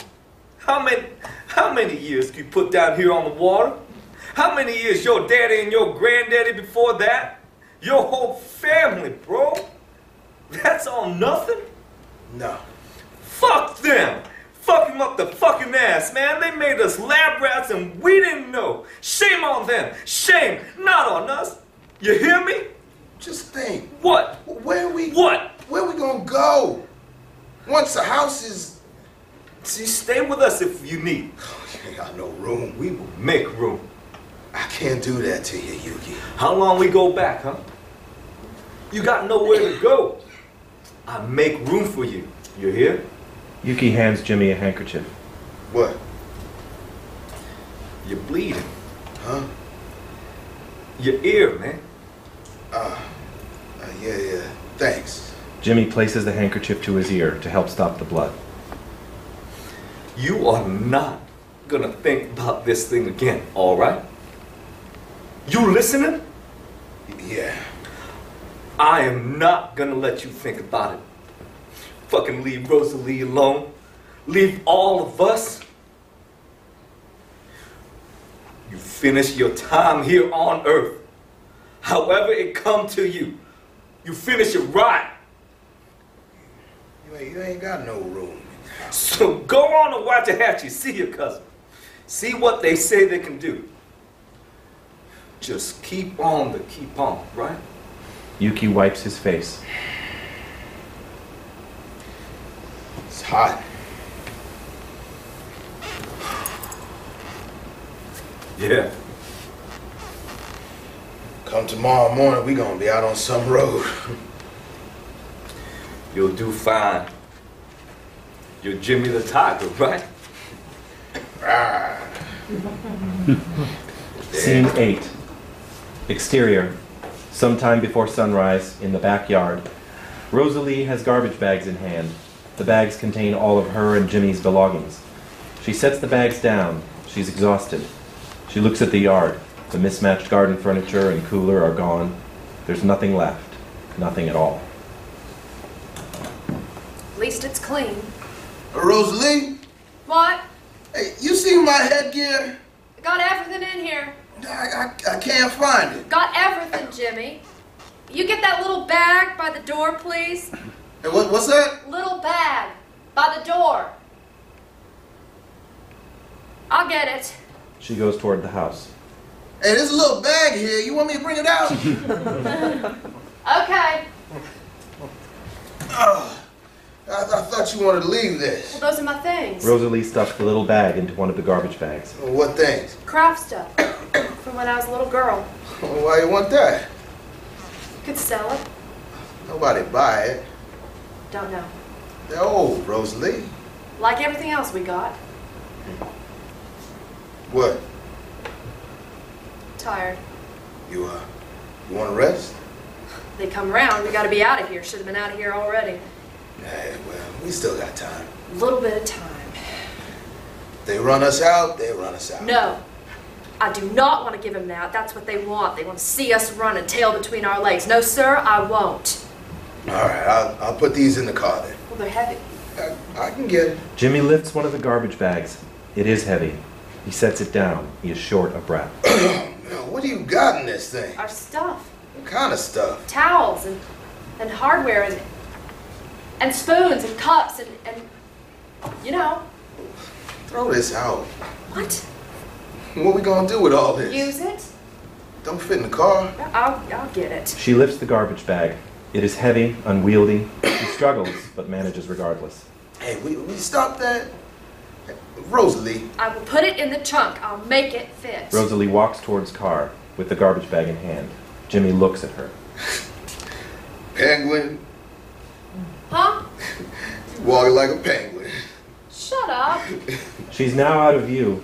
Jimmy looks about the yard. Drops of rain fall from the sky. Is it real rain, or does only Jimmy feel it? What the hell? You call me? It's raining. It's gonna fit just fine. Stings. I always said this car got more give than we give it credit. He's dizzy for a moment, loses his bearings, Oh, son falls. of a bitch. Jimmy. Jimmy, what's going on? What happened? Oh, son of a bitch. What's going on? It's raining. It's not raining. It's dry and humid and hot as I'll get, but not a speck of rain out here. Later. Huh? It's gonna rain later. You're the forecaster now? Get me a job. Oh, fisherman, the forecaster. Watch out, world. Hey. I'm gonna put this other bag in the car. Hey. What? Stay. Jimmy, I got it. Hey, we got time. This ain't no game, Jimmy. They're gonna lock the door and shut us out. It's early. Sun's not even up yet. It's gonna be. Sit. Jimmy, Come on. you want us to sit in the yard like a pair of kids? We used to in high school. Well, just kids then. So? Well, just a little while, but then we gotta get going, because I will not give them the satisfaction. Yeah, I know. Feels nice, right? It's our yard. So quiet. Everybody's sleeping. It's just peaceful. Like church. Not like church. Sometimes. Like when you go in and there's no one there. Just you and your prayer filling up the place. Rosalie caresses his hair. You comb this thing? Huh? It's all tangled. Run your fingers through. It's gonna look like I run my fingers through it. Hey, that's all right. Rosalie combs through his hair with her fingers. Thinning. Getting old. Don't know anybody gets young.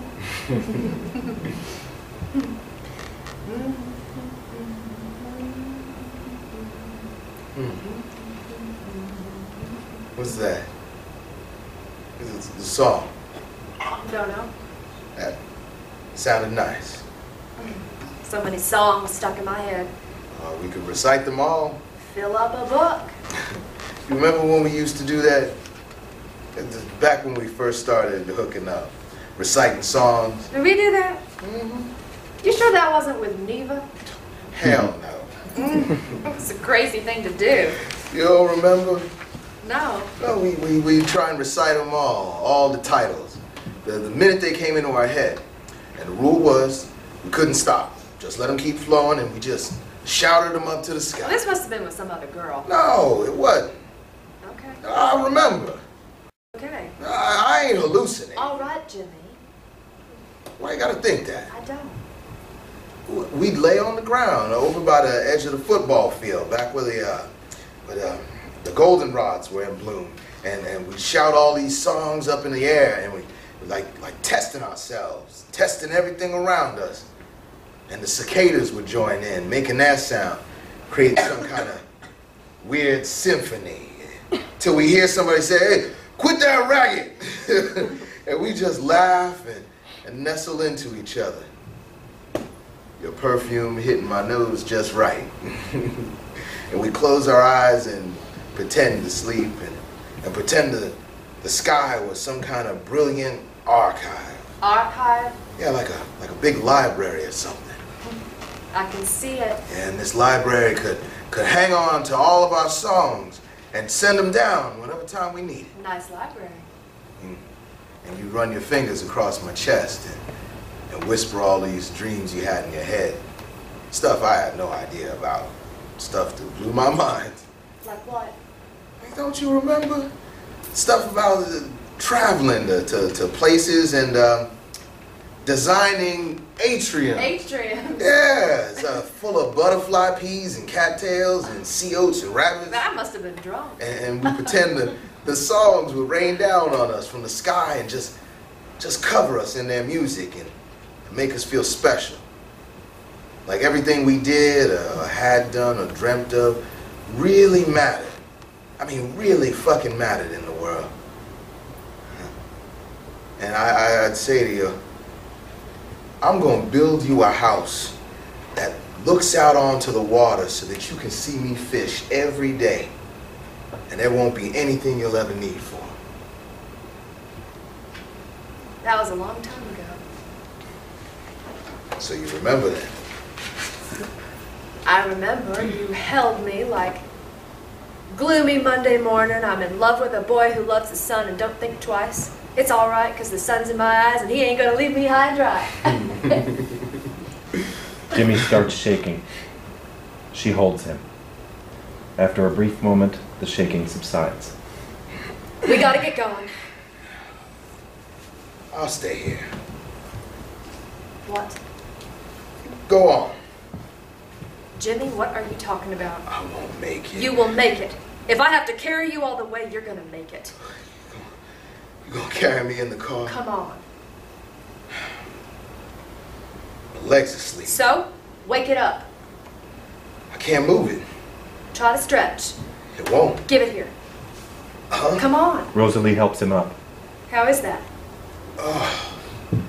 Freaky. Earth moving round? It's moving in bits. It's all right. How can you? It'll steady itself out in time. You'll see. Rosalie grabs remaining garbage bag. Yeah, let me. I got it. I want to help. You want to help me? You want to know how you can help me? By not helping. Full of shit. Come on. Does it have to be That's where Waxahachie? your cousin is. They got room. What if the car gives out on the way? Won't. Motor's a piece of shit. Then we'll end up where we end up. They start to walk away, and Jimmy stops. What's that? In the sky. I don't see nothing. No, right there, see? As sun is about to rise, a green ray of light is seen across the sky for a few seconds, and then it's gone. Green ray. Pretty. Made a wish?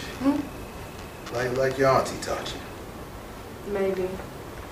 They gotta wish things. If you say. And it's all we got, right?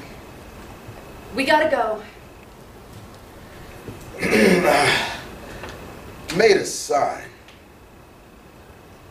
for the protest. What? I wanted to make something. Where's it at? It's in the back seat. Where backseat?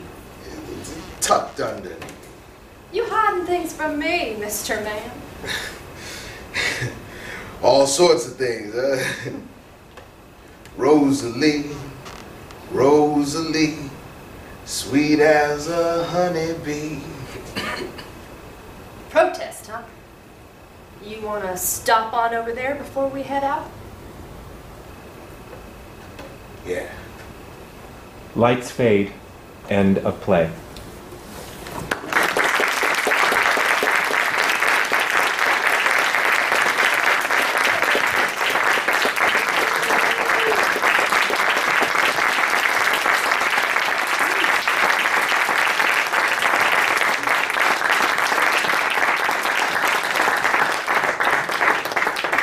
Standing ovation over here, Corey. Can't move the camera, but I'm telling you. So now we're going to have a talk back, and we are going to turn it over to Tiffany Boost, who is our fearless leader for this talk back. And also, we need more chairs, or I think we're good, Brian. Mariana, you want to come up? we're getting the lights here in a second. Be careful. Thank you so much. This was a wonderful, wonderful experience. Thank you, actors. This was great. Yes, thank you.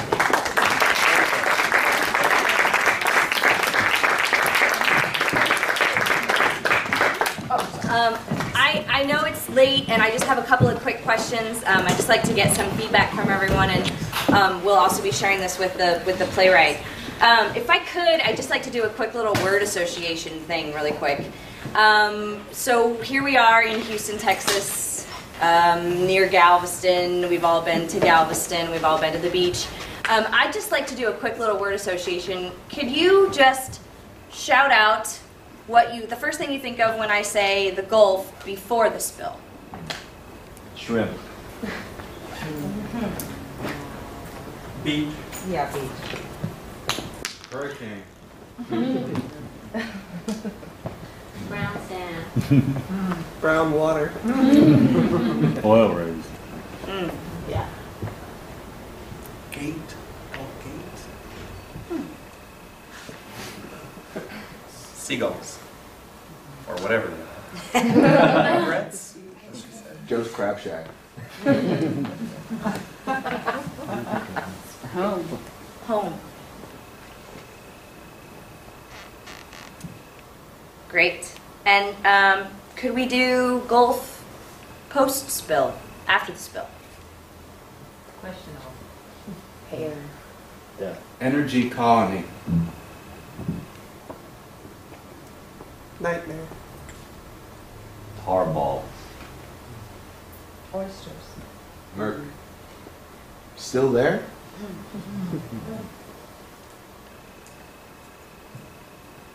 Greed. Silence. Death. Home. Tumors.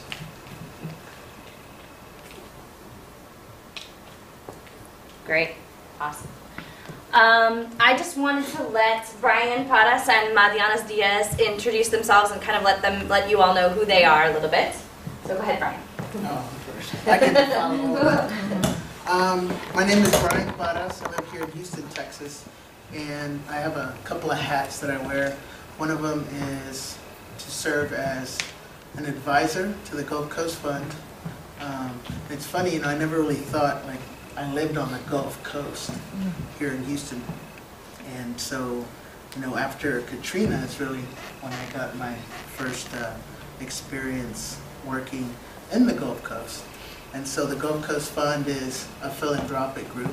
Funny word, philanthropy, but it sort of serves as a different model for distributing money to very, very small grassroots organizations, and it's comprised of leaders throughout the Gulf Coast region who are advocates, activists, and affected and impacted communities. And they decide how the money is handed out. And that's sort of, well, it's very different from how money is traditionally distributed to communities who need the funds to do, you know, the advocacy work that was sort of portrayed here in this play. And this is just one, you know, story of a very huge problem. And you don't have to go to, you know, Louisiana or Alabama or Mississippi to see that. You know, we have communities like that here in Houston on the east side. And if you don't remember, there are many, many examples of this situation here in Texas as well. You know, BP had an explosion, I think it was in '05, and 15 people were killed and over 170 were injured. But that's nothing to the number of people who have been impacted because of where they live along the Houston Ship Channel, in Port Arthur, in Corpus Christi, in Seadrift, in the Valley, in Louisiana. And that's, you know, sort of the stories that don't get told, that we very easily just forget about or brush off because, you know, I guess it doesn't impact us. And it takes, you know, a very, very big situation to sort of slap us in the face and wake us up. And that's how I look at BP, it's just sort of this, you know, collective slap. And a lot of folks have just chosen to forget it. You know, I think we all sort of expect that these accidents will happen. That's what they say, you know, it's a dangerous business. Accidents happen, you know, but they don't have to. And we don't need all of this oil. And there hasn't been a real good conversation on, you know, how we all live and how we get our energy, and then what we use it on. I mean, we have this vast resource that we've squandered on a bunch of crap. And I'm guilty of that too. But I think we all sort of don't have the options, and we don't have the power collectively to make alternatives happen. So the oil industry gets huge subsidies to do what they do. They don't pay taxes on the level that they should. And they just have like money that is unsurpassed throughout the history of the world. So that's hard to fight against, right? That's hard to develop alternative ways when they have all of those vast resources. So it's difficult, you know, watching a play like this because it's very real. I've had to meet people whose son, you know, his hair was pulled in middle school because he had cancer, and the kids would laugh at him. I had to see a young man in his late 20s who worked on the BP spill. He was a cleanup worker. Give his kids up because he didn't want them to see him die. I've had to witness, you know, a young guy, another young guy who lost his best friend because he went swimming. He went swimming in the Gulf. I think it was in Florida. And he died in front of his mother when he got his first check from BP doing the cleanup. And I can go on and on. It's real. And, you know, it's just disgusting to see what these companies do and how easy it is for them to jump back after these situations. So I went to London.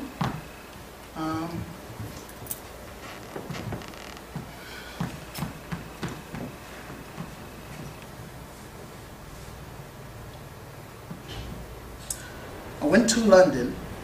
I'm just gonna hand these up because there was no one available to go to the BP shareholder meeting, and it's such a opportunity to be able to go before the company, the board of directors, the chairman, and all the shareholders, and you have this world platform, right, to speak on what is really happening.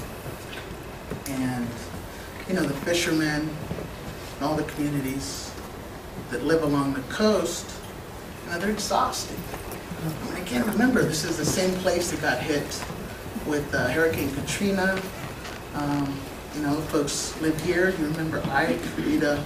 I mean, this is real stuff that's happening. Just look at the tornadoes. All these things are sort of related, right? Climate change, global warming, and all because of this industry and the way we all live. And so I went, and it's, you know, it's such a hard task to speak on behalf of all these folks who are actually dealing with these things. But you know, I consider myself also to be an impacted community. I grew up on the east side of Houston, and I was a wrestler too. I was laughing. It's funny how you relate to certain parts of plays and books and things. But I remember being at State, and my last match, I lost because I had a fucking asthma attack. And I was pissed mostly because I knew that folks would just think I got winded. But they had just wiped off the mat, and I had an asthma attack, and I couldn't do anything. And so I lost. But you know, these things are real, and it shocks me that people don't know that they're happening. And it shocks me even more that those who do know that it's happening aren't doing anything, you know, aren't even speaking up about it, aren't talking about it. And so what I handed y'all is just a little postcard, because BP is sponsoring the Olympics, and they're the goddamn sustainability partner. Now, all that means is that they're going to try and make the Olympics, you know, the greenest Olympics that have ever been, whatever that means. And you know, but it's a big opportunity to get their company out, you know, in the world market and sort of beat its competitors. But they do the same shit here in Houston. You know, they sponsored the MS-150, the MS-150. There's never any talk about how people get sick or why they get sick. We have this big problem with treating and, you know, all this research money to treat the problem, but not to look at, you know, causes of the problem. And so I just, you know, hope that people really, really think about all of these things, because we live in the Petro Metro. I mean, this is the belly of the beast, and I'm sure you all know someone who works in the industry. Maybe some of you do. Maybe some of your spouses or relatives do. And I'm sure you all know someone who's died of cancer, who has a rare, you know, form of something, tumor, whatever. And, you know, we just sort of accept it. We just sort of think that this is natural, right? But for the people of the Gulf, you know, it's very complicated, because, like here, you know, the money has largely come from the oil and gas industry. And what you didn't see in the play is that, you know, many of the folks who live along the bayous are not very well educated. Some of them are illiterate. And what you probably don't know is that they weren't allowed to go to school, a lot of them. The United Home Nation, the African American communities. And they won't tell you that they were forced onto that land because it was considered useless. And they won't tell you that the oil companies came and stole the land by having these illiterate folks sign contracts for 25 bucks, 50 bucks. And they won't tell you that they now lease the right to fish on the same waters back to those people they stole it from. How insidious is that? How fucked up is that? And it's so easy to just look at these folks, you know, and brush them off as angry retards. And you see in the news that A lot of folks have tried to scam the claims process. But I'll tell you right now, BP has not paid one health claim. And there was a higher standard set for them than was set by Feingold for I think it was the 9/11 claimants. And he said that they had to prove causation, that what they were exposed to caused their ailment. No individual can do that. So not one health claim has been, approved. What was that recent ruling you were talking about, Rob, that just happened last week? Right, Is that related to health, or? There was a settlement. There's a settlement submitted in the last couple weeks. Right? It's still, and 2 it's years, still coming right? out. Yeah. So we don't know what that'll look like, but it's not going to benefit everyone, and it certainly won't trickle down to the folks who really know it. I mean, one, there's no really good outreach into those communities. I sat before Ian Davis, who's the chairman of the Gulf Coast Committee, and this smug bastard looked me in the face, smiling. He's like, "So where are you getting your info from?" Basically told him what I just told you. It's like, why? So you can go, threaten them, so you can go off them, so you can go run this huge campaign to discredit them. I mean, all you got to do is go down there, I'm serious, and you'll see all of these things that were in the play, everything that I've said. And it's real, it's real. For the playwright, really good job. I think a lot of things were spot on. There's still a lot more stuff, that wasn't portrayed in the play as well. And it's hard. I hope it motivates folks to do something and not just, talk about how really lovely it was. Yeah, and I think that one of the biggest reasons we're here tonight, and I'm really impressed with the number that we have, and I think we can really start a conversation from this. So, Mariana, why don't you tell us a little bit about who you are and what you do and why you're here, and then we'll jump into this talk back real fast. My name is Mariana. I'm working currently with a group that's newly formed out of a grassroots, common ground, like we're all here in a similar vein, and it's called Sunnyland Group. And we are looking to bring ecology back into the urban living and sustainable living into everybody's lives from all ages and groups and of economies of scale. So whether it's elderly or youth, or it's not just for the overly pretentious corporations to make amends, but people like living along the water, for them to be aware of what their impact is. And before I started working on that project, I hate to say it, but I was part of the machine, the cog. I was a contractor for BP. We actually built BP's LEED Platinum building right here in Houston, which was sort of the mecca, right? So what's interesting to note about after watching this is that when you're part of that machine, you don't really notice what part you're playing. And when you're part of the machine that's outside, you don't notice the part you're playing. So in relation to this play, it really does make a difference what you make the other part accountable for. So, they want to hear from us. And even though it seems like they're the big bad guy, in this play we never got to see the big bad guy. And that gets talked about enough in the media. I think that this was a good way for us to get a glimpse of the drama, the real life history, the human element, that maybe you get little pieces of the story and all the different aspects in the news or the media. You read the articles and you know that there's these issues, but until you sit down and spend more than 20 minutes reading the article and really feeling it, I don't think you really get it, because people learn on an emotional level. And until you learn it on an emotional level, you're not going to get up and do anything about it. I agree. Yeah. What was the organization again? Sunnyland Group. Just a few of my cohorts are back there.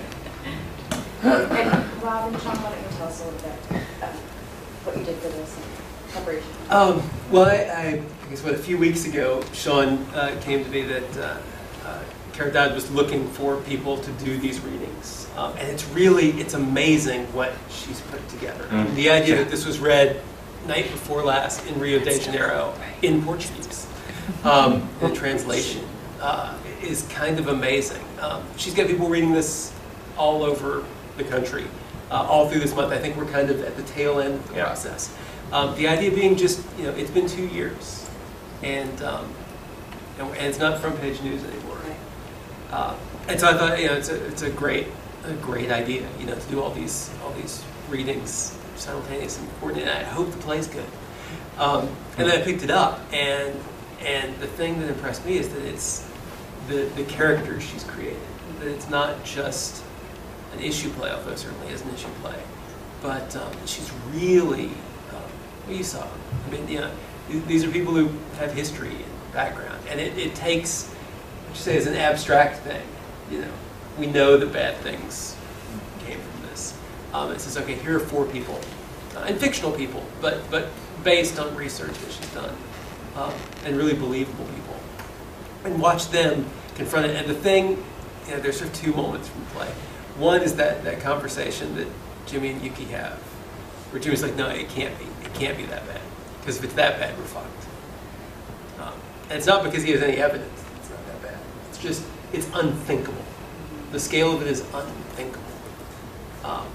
And the other is the repetition of Corexit, and I did just a little bit of research. The thing that blows my mind about Corexit is that they were, in the aftermath of the spill, BP was told by the government it's too toxic to use Corexit. It's too, it's the toxicity of the chemical is unacceptable. And basically they came back with, yeah, it's really toxic, and there's nothing better.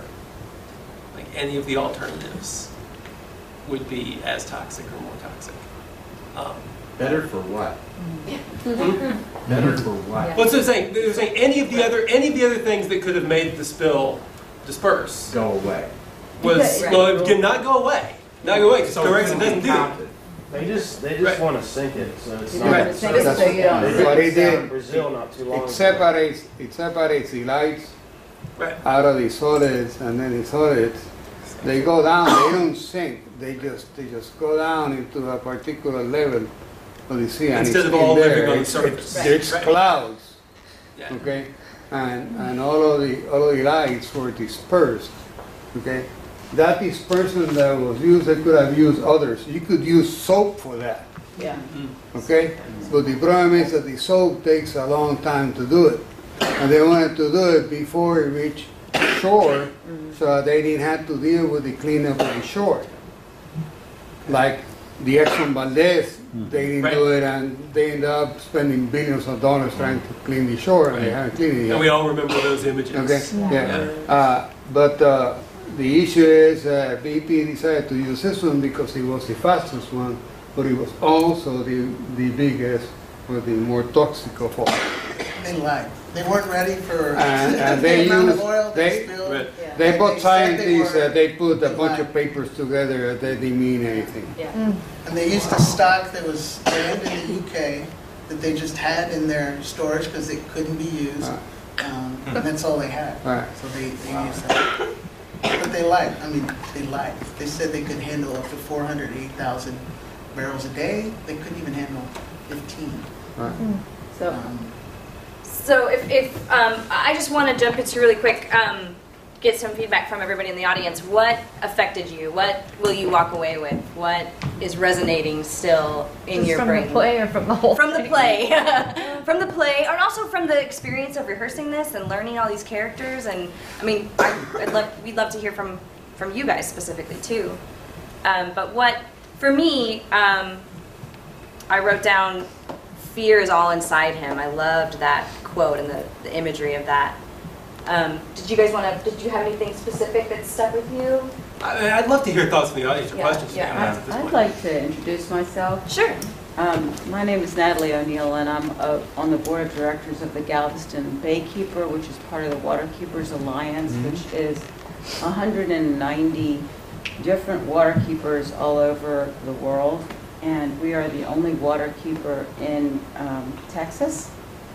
And Galveston Baykeeper is part of a group from the Waterkeeper Alliance that belongs to Save Our Gulf, which is the 7 different waterkeepers who are affected by this spill. And we have been meeting with them regularly for 2 years. And you didn't mention it, but there was finally an arrest last week. Yes. The first one in Yes. since the spill. A 50-year-old guy from Katy. A guy that they had fired. Yeah, and we expect that there will be more. I did hope so. want to kind of mention that there were 800,000 gallons of that disbursement for exit put out there, even though everyone knew that it shouldn't be. And I just went online to look at the Save Our Gulf website, which is part of the Waterkeepers Alliance, to see what the latest 3 topics were on our website. And what they're discovering now, 2 years later, is that there are seafood deformities. The shrimp don't have eyes, the crabs don't have eyes, the fish have lesions, the dolphins are seriously ill. They're mammals. They have low weight, they have anemia, they have diseases, and that the usual mortality rate for dolphins averages at 74 dolphins a year, and it was 675 last year. So the line that really hit me was the last line in the first scene about the dolphins right before he became violently ill. It struck me probably because I just read that article earlier today. So I think that what people don't realize is that it's still there, it's still going on now. This isn't a history. This play is not history. This play is now. It's also our future, you know? It's our future. The dolphin line hit me before today because they're beautiful and we love them. But I also was reading an article about the northern coast of Peru where all the dolphins are washing up dead. They had, and now all the seagulls have dropped dead on the coastline there. And they're saying, why? What happened? Let's figure that out. And, you know, it's not necessarily that it's this exact event, but these are the events. Right. And those are the aftermaths, and it's the future. It's not just now. Right. So, well, yeah. Yes, I'm sorry, go ahead. I want to say something, and you know, we are in an election year now, and I'm moving a little bit out of the context of the play. And in this election year, we all, you know, both parties are going to be discussing about the issue that we need to drill, and we need to drill for oil, we need to drill for oil because, you know, our economy depends on oil. Let me tell you guys that yesterday, the day before yesterday, a tanker truck, one of these humongous tanker trucks that left Alaska full of oil to be sold in different parts in the U.S. went back to Alaska with half of it still full of oil because they could not sell it because there's a lot of oil all over the U.S. We do not need to be drilling. We need to be using what's on the stockpile. And one of the reasons that they're saying, and that is a big plus for all of us, is that they're scaling down on the refineries because there is less use of gasoline in the U.S. Okay, so that's a big plus.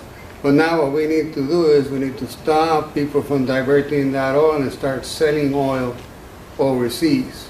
So we're going to get all of the risk of running the oil here like we're doing with the gas, and then converting the gas to liquid gas and selling it to somebody else. And then we have the risk of the explosions, of the Phillips, of the ExxonMobils, of the et cetera, et cetera. Okay? So if we can, I totally agree with that. And I also work for an environmental organization that works on air pollution all day long. And it's almost impossible to talk about because it's invisible, you know? And so how do you measure? It's not invisible. Well, the flares are not invisible, right? I'm from Los Angeles. It's pretty visible. Yeah. So if we could talk about what affected you, what resonated with you, what are you still sitting with? Yeah. Hi, I'm Elizabeth. I'm a playwright, so I'm coming from not an environmental point of view. Great. I think the big thing that'll stand out with me in this play is the image of that sign. Rosalie makes beautiful things. She makes crafts and flowers, and she sat down and made a protest sign. And the whole play, she's pushing for Jimmy. Go protest. Yuki, Snow, is pushing for go protest, and I thought that it was amazing that at the very end, he scrounged up the strength to make that protest sign. He's ready to die in the front yard he's getting kicked out of, and he's like, you know what? No, I'm going to go protest. What is it? It says, I just want to go. I want to hold the sign. I can't do anything else. I want to go, breathe, shout. Shout, and then come home. It'd be an interesting design piece, actually. What Rosalie, you know, we see Rosalie's flowers all the way through. What Rosalie's Would it be pretty? protest. It would be no, but it would be crafted. Yeah. It would be intentional. Whatever it looked like, it would be intentional. It might be bedazzled, but No, I think she's fierce about it too. You know, this is a play on a stick. This play is meant to be held up, so I'm really wanting to thank everyone involved for doing this. Yeah. I just want to say I really enjoyed the play, but I think all four of these actors did a tremendous job.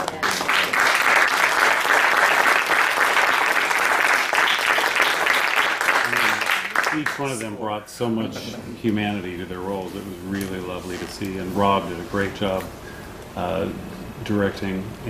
But I think the thing that really struck me about it is that there were images that were so poetic, and I think we forget that even in the simplest life, you know, living on a bayou or near the water, there's poetry in that life, and people have that experience, and they've been through a horrible tragedy of this oil spill, but still life has that little thread of poetry, and we have to preserve that. We have to make sure that these people get some help and, you know, get to have a more beautiful life.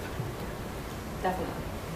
My wife is a tax director for a seismic survey company, so I guess she's a cog, kind of as well.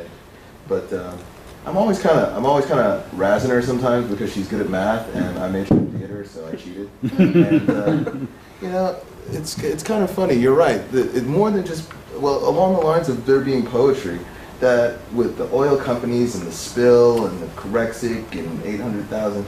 You know, it seems like it's so easy to break everything down by numbers. Everything's quantified by numbers. How many people are affected? What do they have? What do they do? Who's responsible? Who should pay? How much money?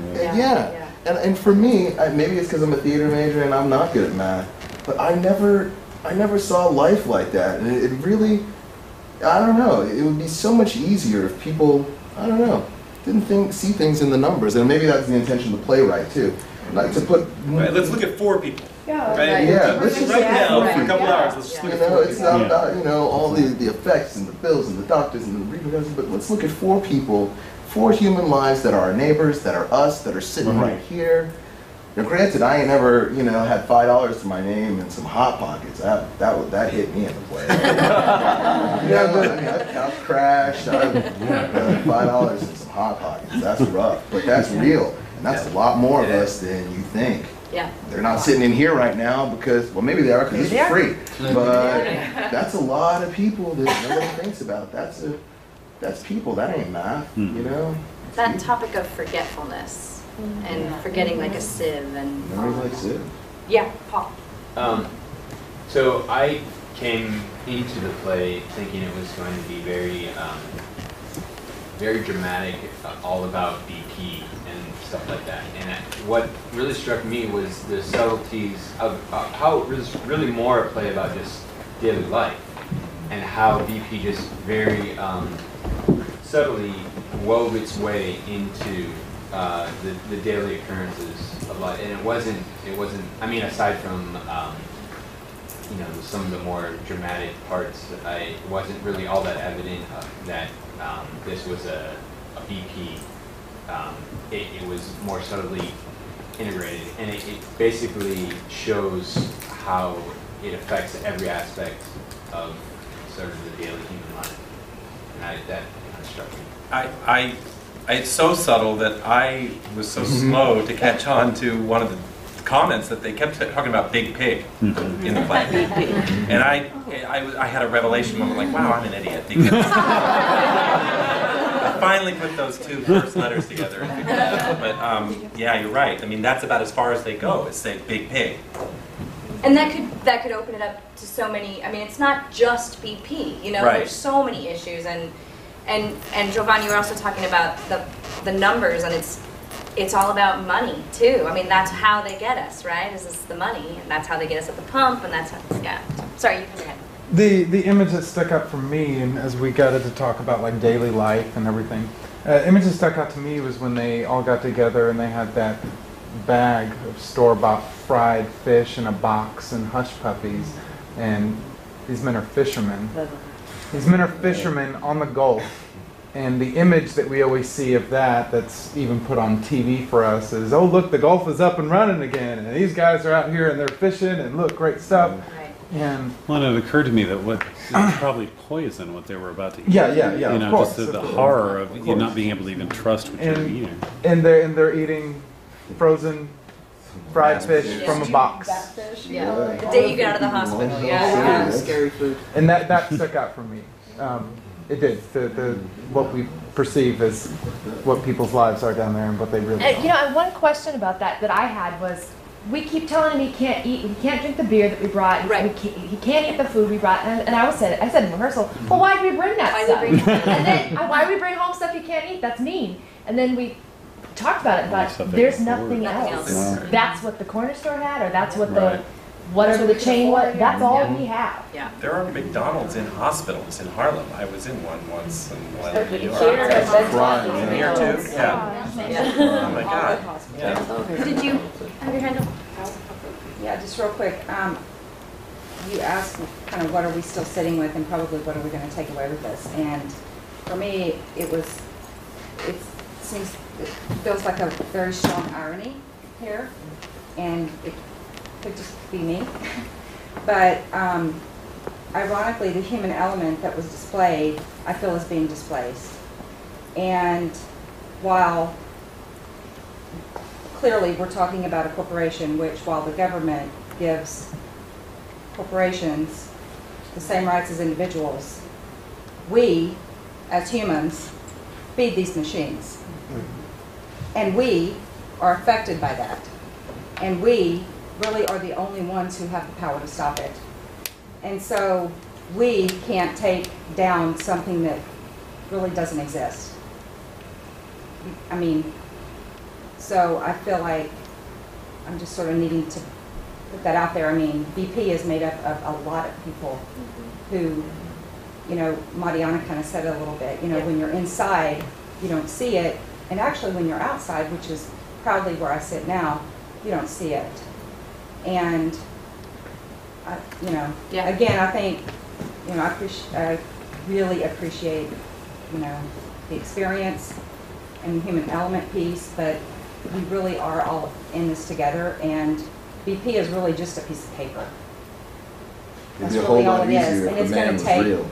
it's going to take us to make that different. And if there's, you know, if there are those of us who can sit here and say we didn't either drive here, or we don't have plastic in our home, or we don't use any petroleum in our life, that's different. But really, it starts right here.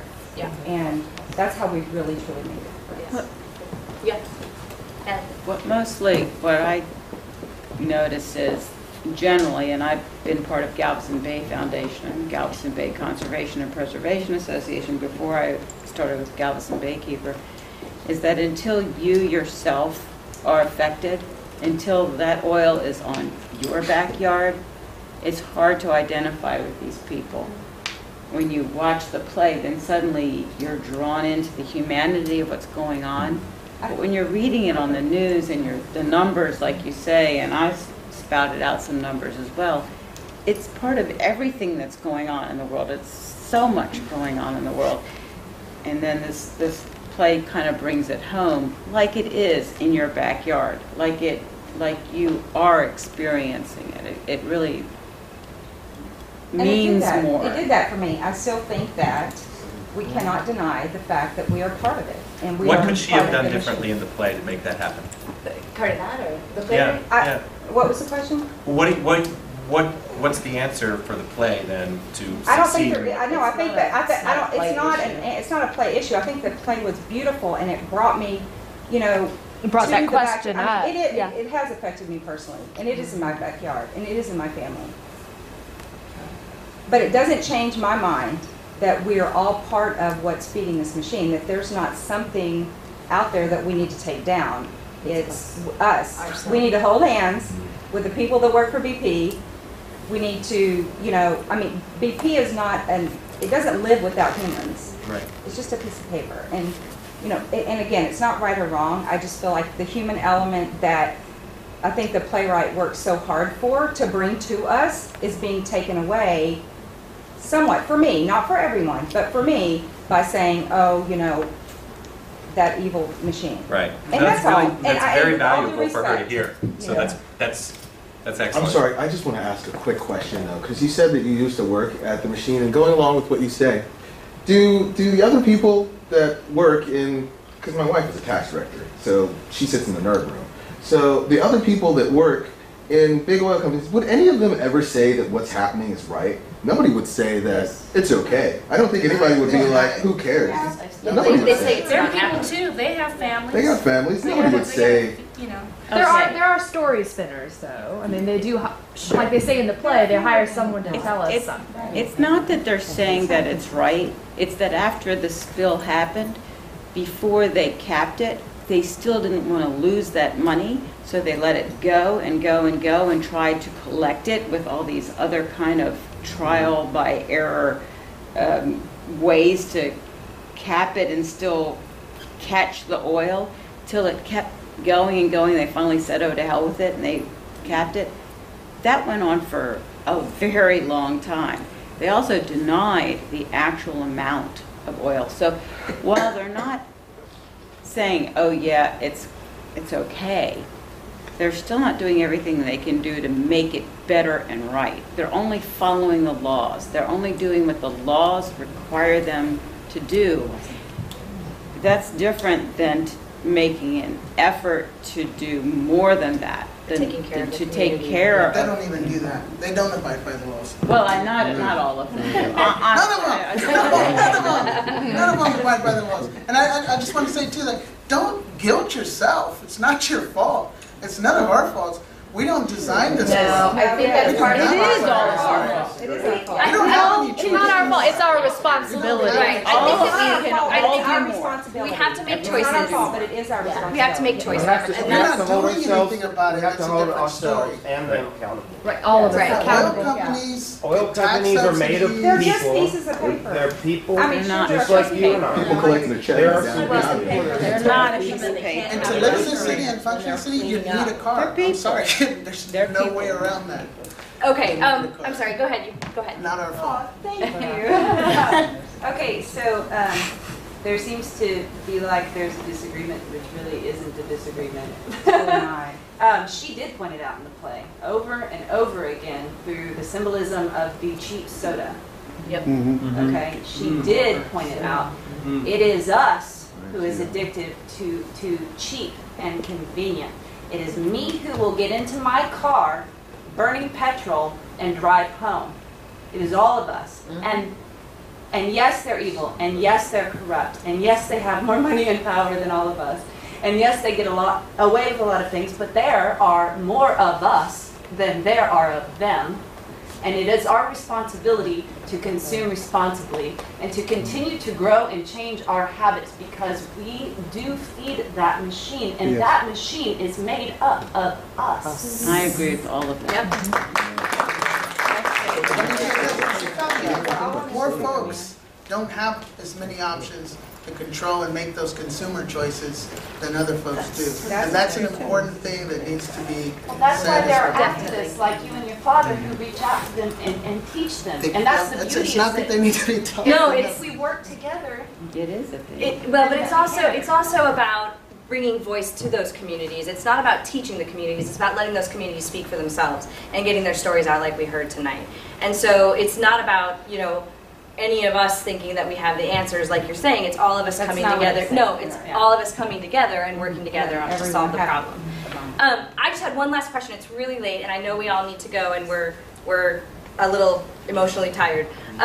What kind of ideas or preconceived thoughts did you have when you came in tonight that maybe were changed for you or shaped differently for you? We've kind of talked about this a little bit already, but go ahead.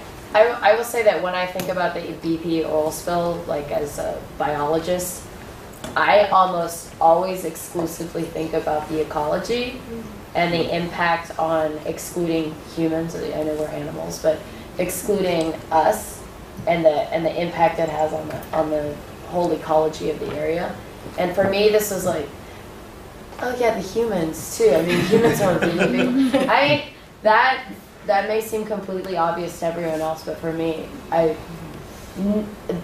rarely think about that aspect of it, which is a very important part of it, but it's not something that is in my consciousness when I think about the BP oil spill. So that was really powerful for me. And I think I love how she has about the dolphins, how we lie down with them, Right. and then we become them in this fantasy, in this beautiful poetry that he says at the end of the first act.